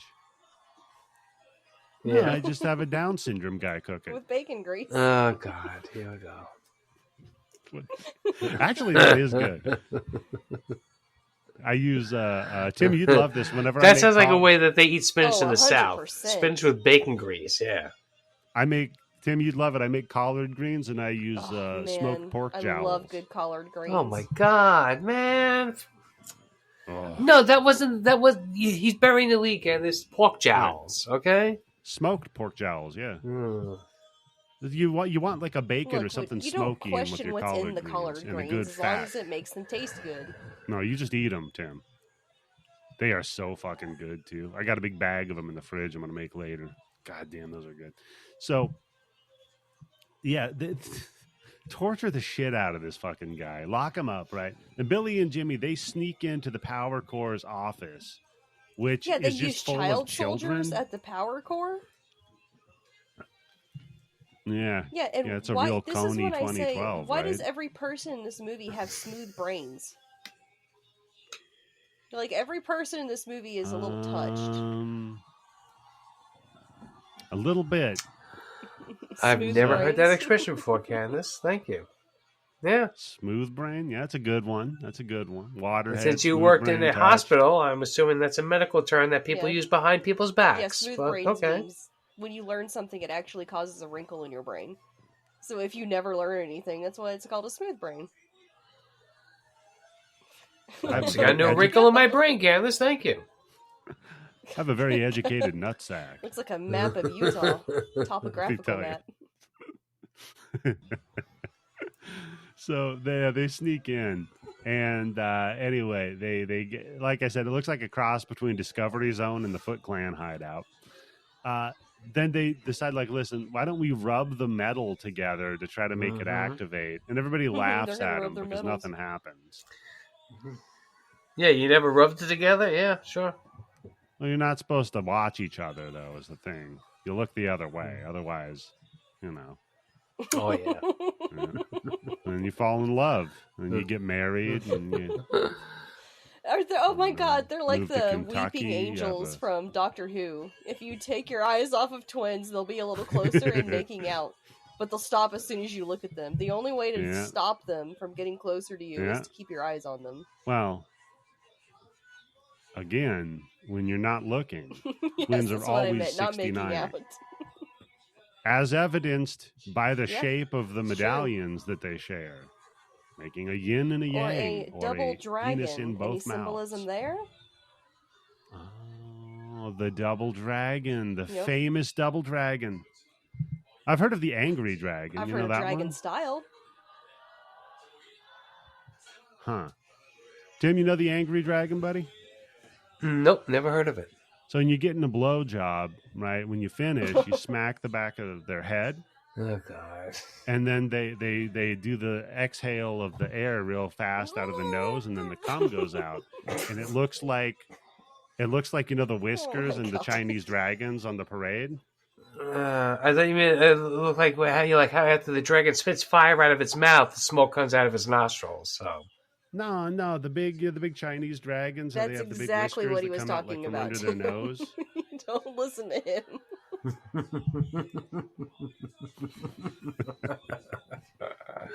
I live in Flushing, motherfucker. Come on. Oh, wait a minute. So this is where we get to Alyssa Milano's ass in the air vent. Oh, and I like how they were so quick to leave Alyssa Milano for Robert Patrick. Yeah, they were like, she's like, well, why don't you stay here with me? And they're like, fuck that. Robert Patrick's waiting for us. Yeah, no. Yeah, she's like, no, we're gonna go find Shuko, and because we got to get the medallion from his ass. All right. Then, so they sneak in there, and they're trying to like fish Yeah, with a pin and this goes on fishing for Yeah, line what way the too fuck was fucking this long for? for nobody to notice. to get, because they're trying to get the other half of the medallion. No Tim. one's noticing this. And It's no like there's one's an oxygen noticing. shortage Wow. in every room they're in. Yeah, everybody's an idiot in this movie. Yeah. Remember? Smooth brains. Right. So this is while he's talking to the cop dad, trying to like bribe him to look the other way, basically. Why? I don't know why he cares about the cops. The cops already don't interfere with the gangs. No. There's this whole other fucking thing going on, like fucking Rent Casey story with there's day people and night people. The cops roll the day, and nighttime is when the gangs come out, and That's vice versa. right, yeah. So there's So there's a truce, yeah. You can't get everything you want done during the night. You got to be out at day too. Especially if you're a gang, you need some time to sleep, right? Right. Yeah. You got to have some time to rest, recharge your batteries, man. Come on. So, yeah, dad and dude are fucking having it out down there. He's like, I'm never going to sell out, you son of a bitch. And the guy's like, all right, well, you see what fucking happens. You don't sell out. And then, so Shuko hits a switch and he opens up this like service elevator thing. While Lash spots the guys up there fishing, sticks a fucking like a pike up there. Yeah. Yeah, instead of being like, hey, I think the double dragons are up there, 69ing. Quick, remember look. this gigantic knight that was on a 12-foot pole from Double Dragon? That's what they do when you're not looking, Candice. That's why you just aim for the middle. That way you get them both. Yeah, or you just cut both their cocks off. That's the joke about the what was the joke about the chick sucking a dick? So you shoot her in the head, and it's like, I shot his dick off. It was in your wife's head or something. No, I don't know that joke. I know the. Never heard that joke before. I hope that's not a confession, but yeah. Chef. Yeah, that's an old classic. Kick his sister in the joke. chin. Yeah, come on. Yeah, that's a good one. So yeah, she sticks the pike up there. They all fall out. They charge after Shuko, and they fall down this fucking like service elevator shaft. He just pretends to hold it over the edge, and then he pulls away. It's and not even a gotcha. From 6 feet away, they plummet over the edge because I guess they didn't have time to stop. And what really got me though was Robert Patrick like looks over, raises one eyebrow, and then just ashes on them. That was really good. That was pretty sweet, I got to admit. Then we cut down to them down the shaft. They're down working the shaft, and Marion comes down with them. So they quit 69ing real fast, and then they look around at all these cryogenically frozen dead bad guys. Yeah, it's like a whole fucking Demolition Man area right here going on, right? Yeah, exactly. And we find out that the point is that Shuko has them all so he can just pop into their bodies, I guess. Is that what it was? Yeah, because he was possessing But he never does it. Yes, he does. You never see him. No, you only see him in the main cast body. You never see him. He doesn't pop into the big fucking steroid guy's body and kill everybody. No, but he popped into Chrome Dome's body. The big dude with the fucking metal Drill head. Sergeant from Puppet Master. Because... Yeah, but they're there. It's not like he has a clone fucking factory going on where he just pops into anybody else's body. It's somebody who's physically there in front of him was a real person. Right. Yeah, no, it's all these dead bodies. Fuck this movie. Plus, they don't even need to be dead for it because he does this to living people all the time. Yeah. Like, what the? Yeah. And then whatever. what happens to his body when he's doing this? Why wouldn't he hop into Abobo's body? That's what I just said. Yeah, I don't know. Would I hop into You'd hesitate for sure. I think I could Well, as long as I was smooth brained enough to get out. So I think I could overpower Alyssa Milano in that body. To get away, right? I mean, yeah, to get away. That's exactly what I was thinking. To bring us some steamed vegetables. Candice. Yeah. Right. Yeah, it was to get away. That was what I was going to do. So, and I love that. So they smashed the chrome guy because there's like a wall on a hydraulic jack, I guess. That Call leads back, to a fan. that leads to a fan for whatever reason. So they drop it on the big chrome guy. And this is where I said, did this just turn into The Dead Hate the Living? Because still at this point, I did not know that he was possessing people, because this movie really drug, so I would do something else. Does not. So I thought these were just like zombies. Come on, Candice. You didn't know right off the bat? Yeah. Well, but okay. Well, but here's the thing, though, because then they turn the fan on, and it sucks up his ghost and blows it out. Plus, I think which I didn't know you Shadow could just do Robert that. Patrick Make looks all a little these... racist. Trying to be a little too Japanese. Well, when he becomes the two Shadow Terminator 2s, I think it's even more racist. Well, I think we could make $1 million by selling fucking ghost fans. For ghost hunters, you want to catch a ghost? Here's a fucking fan that goes in reverse into a fucking jar. Yeah, it'd work on that fucking the box. You just put a fan in it, like a little humidor type thing. Just keep the air circulating, gets rid of the weird boogeyman monster. Just wait. Bonus episode, folks. Check it out. Patreon.com/bloodybits. So, Abobo gets up from his seat, and he has his "I'm so lonely, I'm so sad" moment, and he finds a bikini chick on a picture, and I just think we're going to see Abobo beat off. But then he sees himself. I have written down, is that big fucking monster whacking off? Well, because he seems so happy with himself when he finds the bikini girl. He's like, I'm going to beat my dick. Hey, look, I've beaten off for 30 years, but I've never beaten off like this before. Yeah. Look, I got some shitty spinach britches, but it's about to...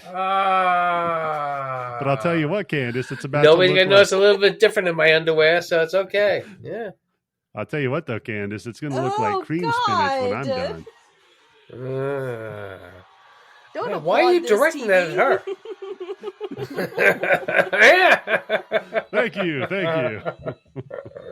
See, I was referring to cum being mixed in with the spinachy shit diarrhea. I got that. Thank you. Thank you for mansplaining that joke for me. Yeah, no problem. No problem. That was for the listener, not you. Sure it is. Not everything's about you, Candice. So, yeah, it's for a heart attack guy, just in case. Yeah. Oh, yeah. Can you check in on him when again? You plant little seeds of discontent in other episodes of shows that you're on, I assume that everything's about me. I think we need to do a weekly checkup on him, Candice, until we find out what's up. Yeah. Just a fucking dummy account. Hey, I wanted to do this movie. Yeah. Who did that Two of Hearts song, Tim? Of Hearts. Stacy Q.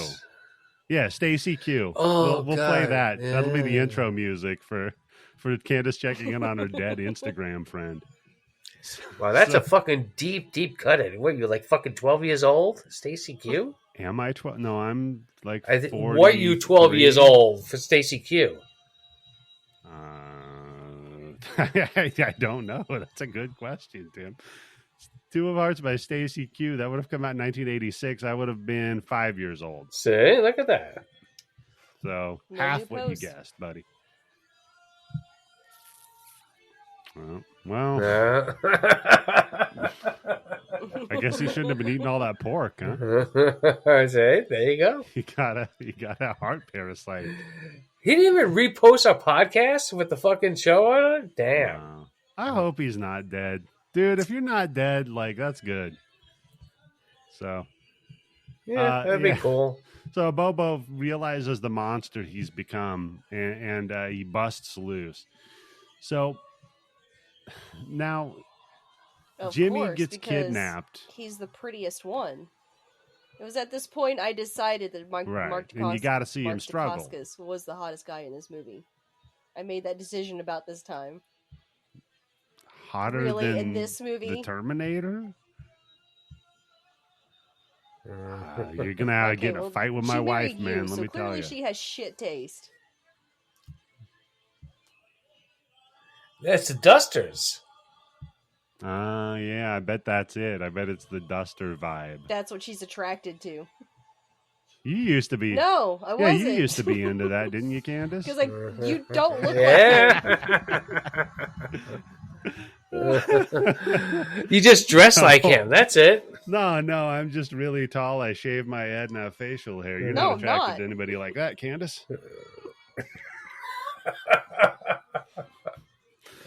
I feel like playing a Pearl Jam song. He's not right now. tall. I can't think of the one in what? The kid is Well, of 4'8". course he's taller than Everybody's me. tall to you. That's Everyone's true, taller than yes. me, but he's not tall. Yeah. How Yeah. tall are you? Under 5'4"? Yeah. Oh, yeah, you're 5 foot, right? Ooh, that's rough, Thank man. you. Sorry. So, no, I'm just kidding. That's why when you My were like, mother's would like you ever 5 date a guy foot. who was shorter than you? I'm like, no, because good fucking God. Exactly, yeah. Ow. Oh my God! Yeah. You'd have to hook up with Charles or something. So, I'm kidding. He's not shorter than you. I met him. He's an average height man. So, the Jimmy is tied up. So Candace is flicking her but the fucking binding bean. that's on his And hands, he starts I could get out of that. Those things were a joke. the electrical tape. It's so loosely tied Or together, whatever the and it fuck looks it like was. it It was looked like like a a black Girl Scout ribbon. bow. Yeah, they did a terrible job on that. So he loosens it. Downstairs, Marion and Billy are trying to figure out how to use the metal. And Billy's crying like a fucking bitch. And, well, they're looking for instructions on it. And then I guess that's the Marion brother and she Billy are goes in for? love for a second. Ew. And they're Yeah. going to kiss. But right as they're about to kiss, the gangs bust in. We get this big, terrible fight where they take like bolt cutters to lash his whip and fuck that up. Then Jimmy shows up and fucking stupid. You talk about smooth brain, Candace. Jimmy shows up. Billy is like, oh, of course you So got away easily, from yeah. Shuko and you're fine, right? Yeah. He's a smooth operator. Yeah, a smooth brain operator. And so everybody just stops fighting because, of course, it's Shoku. Like, whatever. He beats the piss out of Billy and then starts in the middle of it telling him a story of fucking Greek mythology. Yes, the two brothers who built Rome, right? Yeah, Candice, Rome. I think you can Romulus. fill us in on this. Yeah, I'm more of a Remus type. No, I'm more of a Remas type. Sorry. I think misread that. Candice is the only chick I That's know true, who I constantly do. thinks I think about the about it Roman a Empire lot. every day. I really do. Candice, you should get on the internet. You're going to find a lot of guys who are into your thing. I Yeah. found a guy who is as specifically nerdy as I am, because one of the first arguments we ever got into Yeah. was the proper succession of the Roman emperors. Like, he is just as he yeah. Wow. So wait a second. So both of you were trying not to fuck each other that night. Yeah. And it just worked out. Yeah. So, Candace, I hope you're aware of that Yes. meme about the Roman Empire. No, right? that's why I was like, yeah, it's Okay, funny thank because you. I'm a woman and I'm reading it and I'm like, I You think didn't. about the Roman Empire every single goddamn day. Right. I'm just saying, your husband's not that much of a unicorn because a lot of guys think about the Roman That's Empire true. every Yeah, day. but he's also really good He's just at got video memed, games, yeah. and he's also really, really funny. He's the funniest fucking guy I've ever met.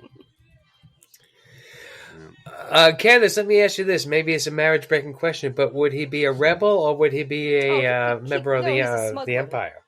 Han Solo is his favorite character. See, I was a fan of the Roman Empire before it was popular, back when it was What? the Byzantine Empire. Byzantine is later than the Roman Deep Empire. cut. Uh-oh. Oh, yeah. Oh, my God. Right now, Eddie, you are making her mind explode with whether or not she's thinking, am I right or am I wrong? Is he fucking When with me? did the... Okay, Candace. Oh, shit. Oh, shit. Oh, No. fuck. Don't Listen look to it up. Candice's mind Listen, being blown right now. My hands are off of the keyboard, okay? Yeah, You can no. hear when I'm typing. Yeah, the Byzantine Empire. Byzantine it says, Empire. existed When from do you think it approximately started? 395 CE, when the Roman Empire was split. Yes, to 1453. Nope. It was founded in 1330.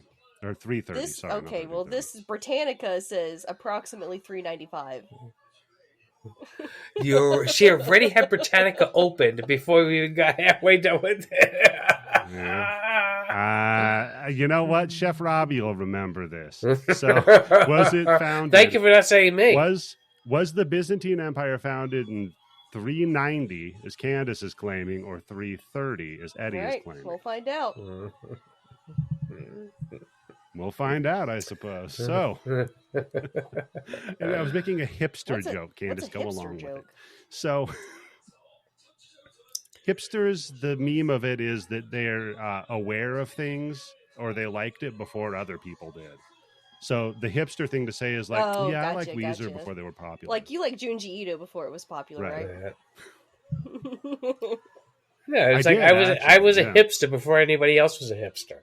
I was calling people a hipster before anybody did.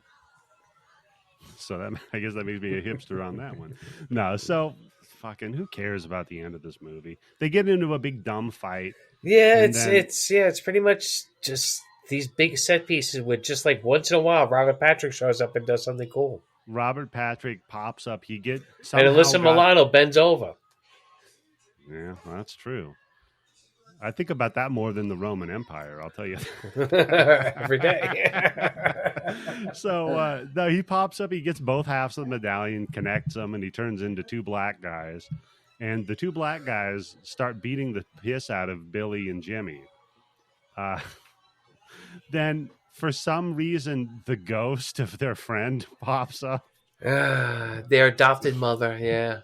Yeah. But, sorry. It's the lady from Blindsided, right? Abobo is the one that tells him he hates the light.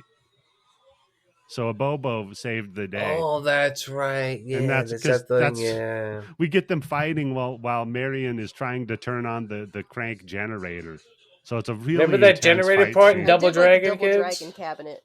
Yeah. That was fun. Yeah, they kicked the shit out of it. And then a bunch of just unmarked cabinets because they couldn't afford I was trying to look at all the other ones, trying to see, like, even though they didn't mark it. One of them was like a football game that I played. Yep, football. They had the NES football up there for sure. Yeah, I didn't see the other ones, but that was the one that stood out the most in my mind. Yeah. Well, I mean, all the other games would have looked a lot better than this movie, so they didn't want you to see that, have a basis of comparison. So... yeah, they fucking fight with the two shadow guys. She turns the lights on, and then that, yay. Then he reforms as Robert Patrick, but then for some reason, like, dropped both of the amulet pieces. So they jump up and like catch the two medals, and then now they have lame outfits. Oh my god, yeah. That like look kind of like the video game, I guess. And then. Maybe? I think just the colors? Yeah. So they beat his ass, of course. And then their dead friend, like I said, shows up. She's like, oh, you did it. You beat up poor Robert Patrick. And then he like tries to bribe them. He's like, guys, listen, I got a lot of money. I'll give you money. And they're like, we don't want your money, dickhead. And then Jimmy jumps into his body and starts doing the stop hitting yourself gag. That's the end of our big action movie. Our $9 million fucking action movie. There's a stop hitting yourself fucking gag. $9 million. They took the dailies to the producers, Tim. Yeah. You fucking imagine that? No. Well, here's what I'm betting. I'm betting this motherfucker. This is the first fucking scene they filmed. They showed this to the producer. They're like, here's $8 million more. Go. You fucking imagine that, Tim? You're the producer. Some dickhead brings you that in the dailies. You just signed a check for $9 million. Non-refundable, yeah. You're going to kill everybody? Holy Christ. Well, I think at the very least I got a tax write-off, so I'll make up for it. Maybe he was a smooth brain operator, the producer. I like how that's evolved now. So, yeah, whatever. Cop dad shows up, and he's all like, hey, I'm still the bad guy, and he walks over to him. I'm going to cut you a check for $129 million vagabla dollars, or whatever the fuck they use. Yeah, I don't know about after earthquakes, but I don't think this works in the real world today. No, Take that check I over don't- John Gotti right before you arrest him, and then you can cash it. What? Yeah, he's not going to just Yeah, I was like, cancel yeah, the when he check jumps from out of his prison body. or something. When he Oh, have his when he bank jumps out account of his body, I frozen? was like, you Yeah. idiots, wait until the check is cashed before you do that. Yeah, you got to clear the check, you know? Exactly. Yeah, So- make him walk into jail. Like, hey, you know what my favorite thing is? Tossing And salad. scrambled eggs. So then they have him turn himself in. Then he jumps out of his body and we get a fucking lawyer joke. Oh, you thought I was evil? Wait till you meet my lawyer. What is set up for the sequel, huh? Yeah, the lawyer's the bad guy. That'd be fucking Double you know what? Dragons and Son. It's double Double dragon. and dragon. The like fucking legal battle. Oh my god. Guy, could you just see like a 12 Angry Men like court He drama, could but not it's have double been there dragon? and punched her in the stomach. Yeah. Listen, you're claiming my client was in the body of another person? That's ridiculous. I bought this whip today at a sporting goods store.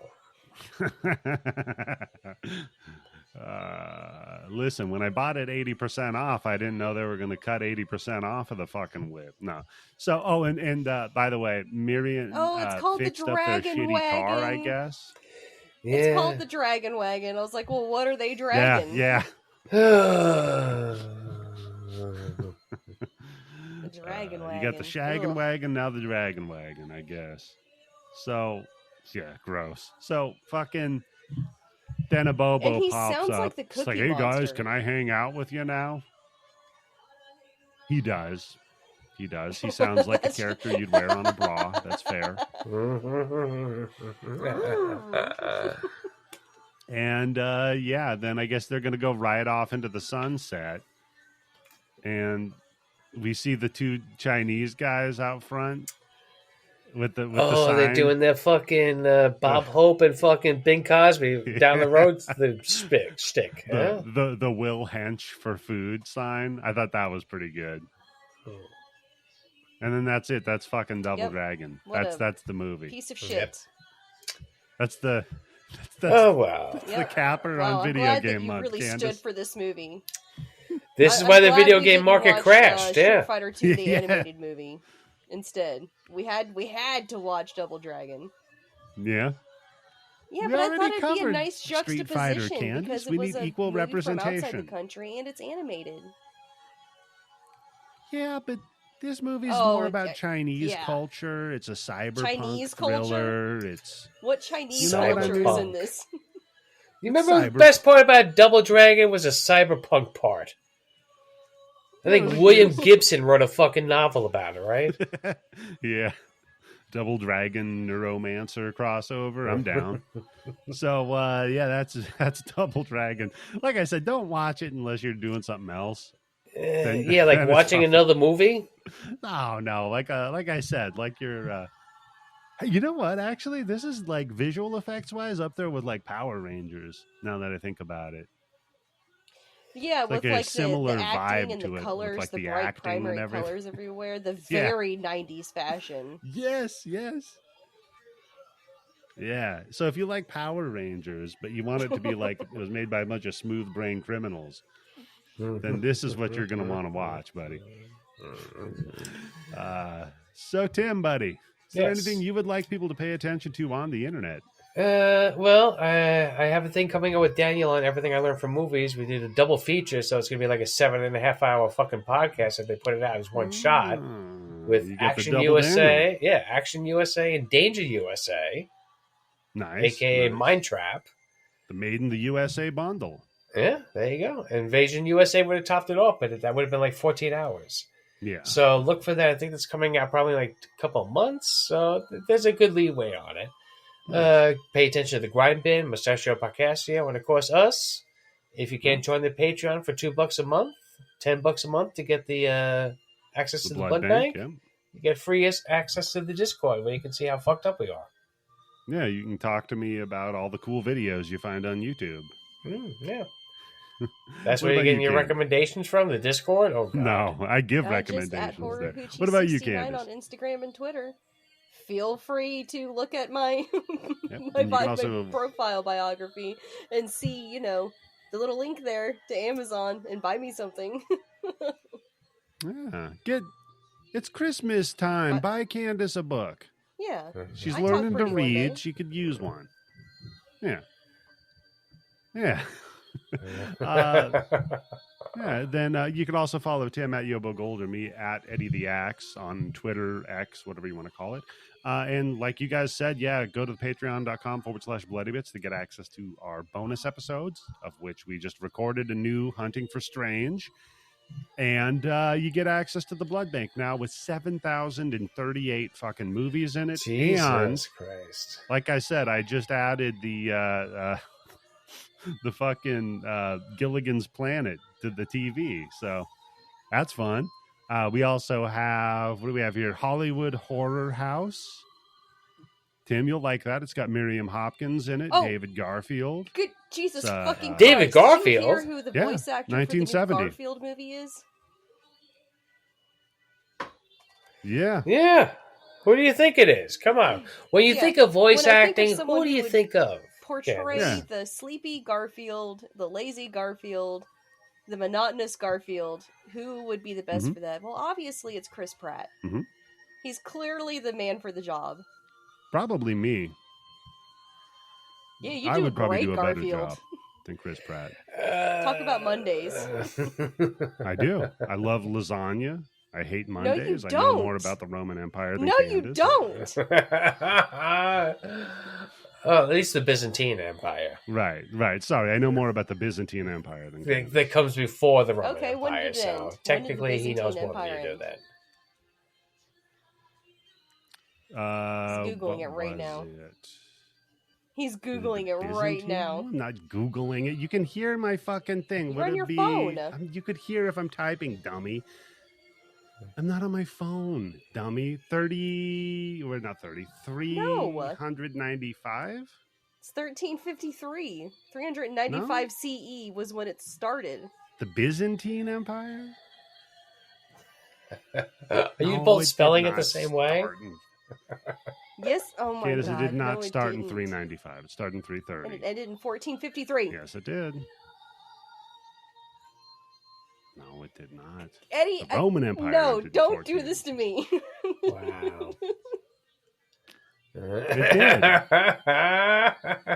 You are fucking up a whole fucking life right now. Candace, just the fact that she's even I'll tell you questioning what, it. when you're is done, right? when What? we're done with this episode, go out and look it up, Candace, and then we'll Okay. talk about it in the Discord. Okay? Yeah, so join the Discord if you want to get in on when the Byzantine Empire ended and when the No, Roman because there's Empire no debating ended. with Eddie, And, because Eddie always argues shit for about the audience. tits. He never actually tries to win a debate through sheer logic. What he does is he plays to the fears and the inhibitions of the crowd. the fears. Yeah, because people are still terrified of the Byzantine Empire. Yeah, that really strikes home with the voters. yeah, I care about the listeners. That's a good point. All right. Speaking of caring about the listeners, folks, this is how we end it.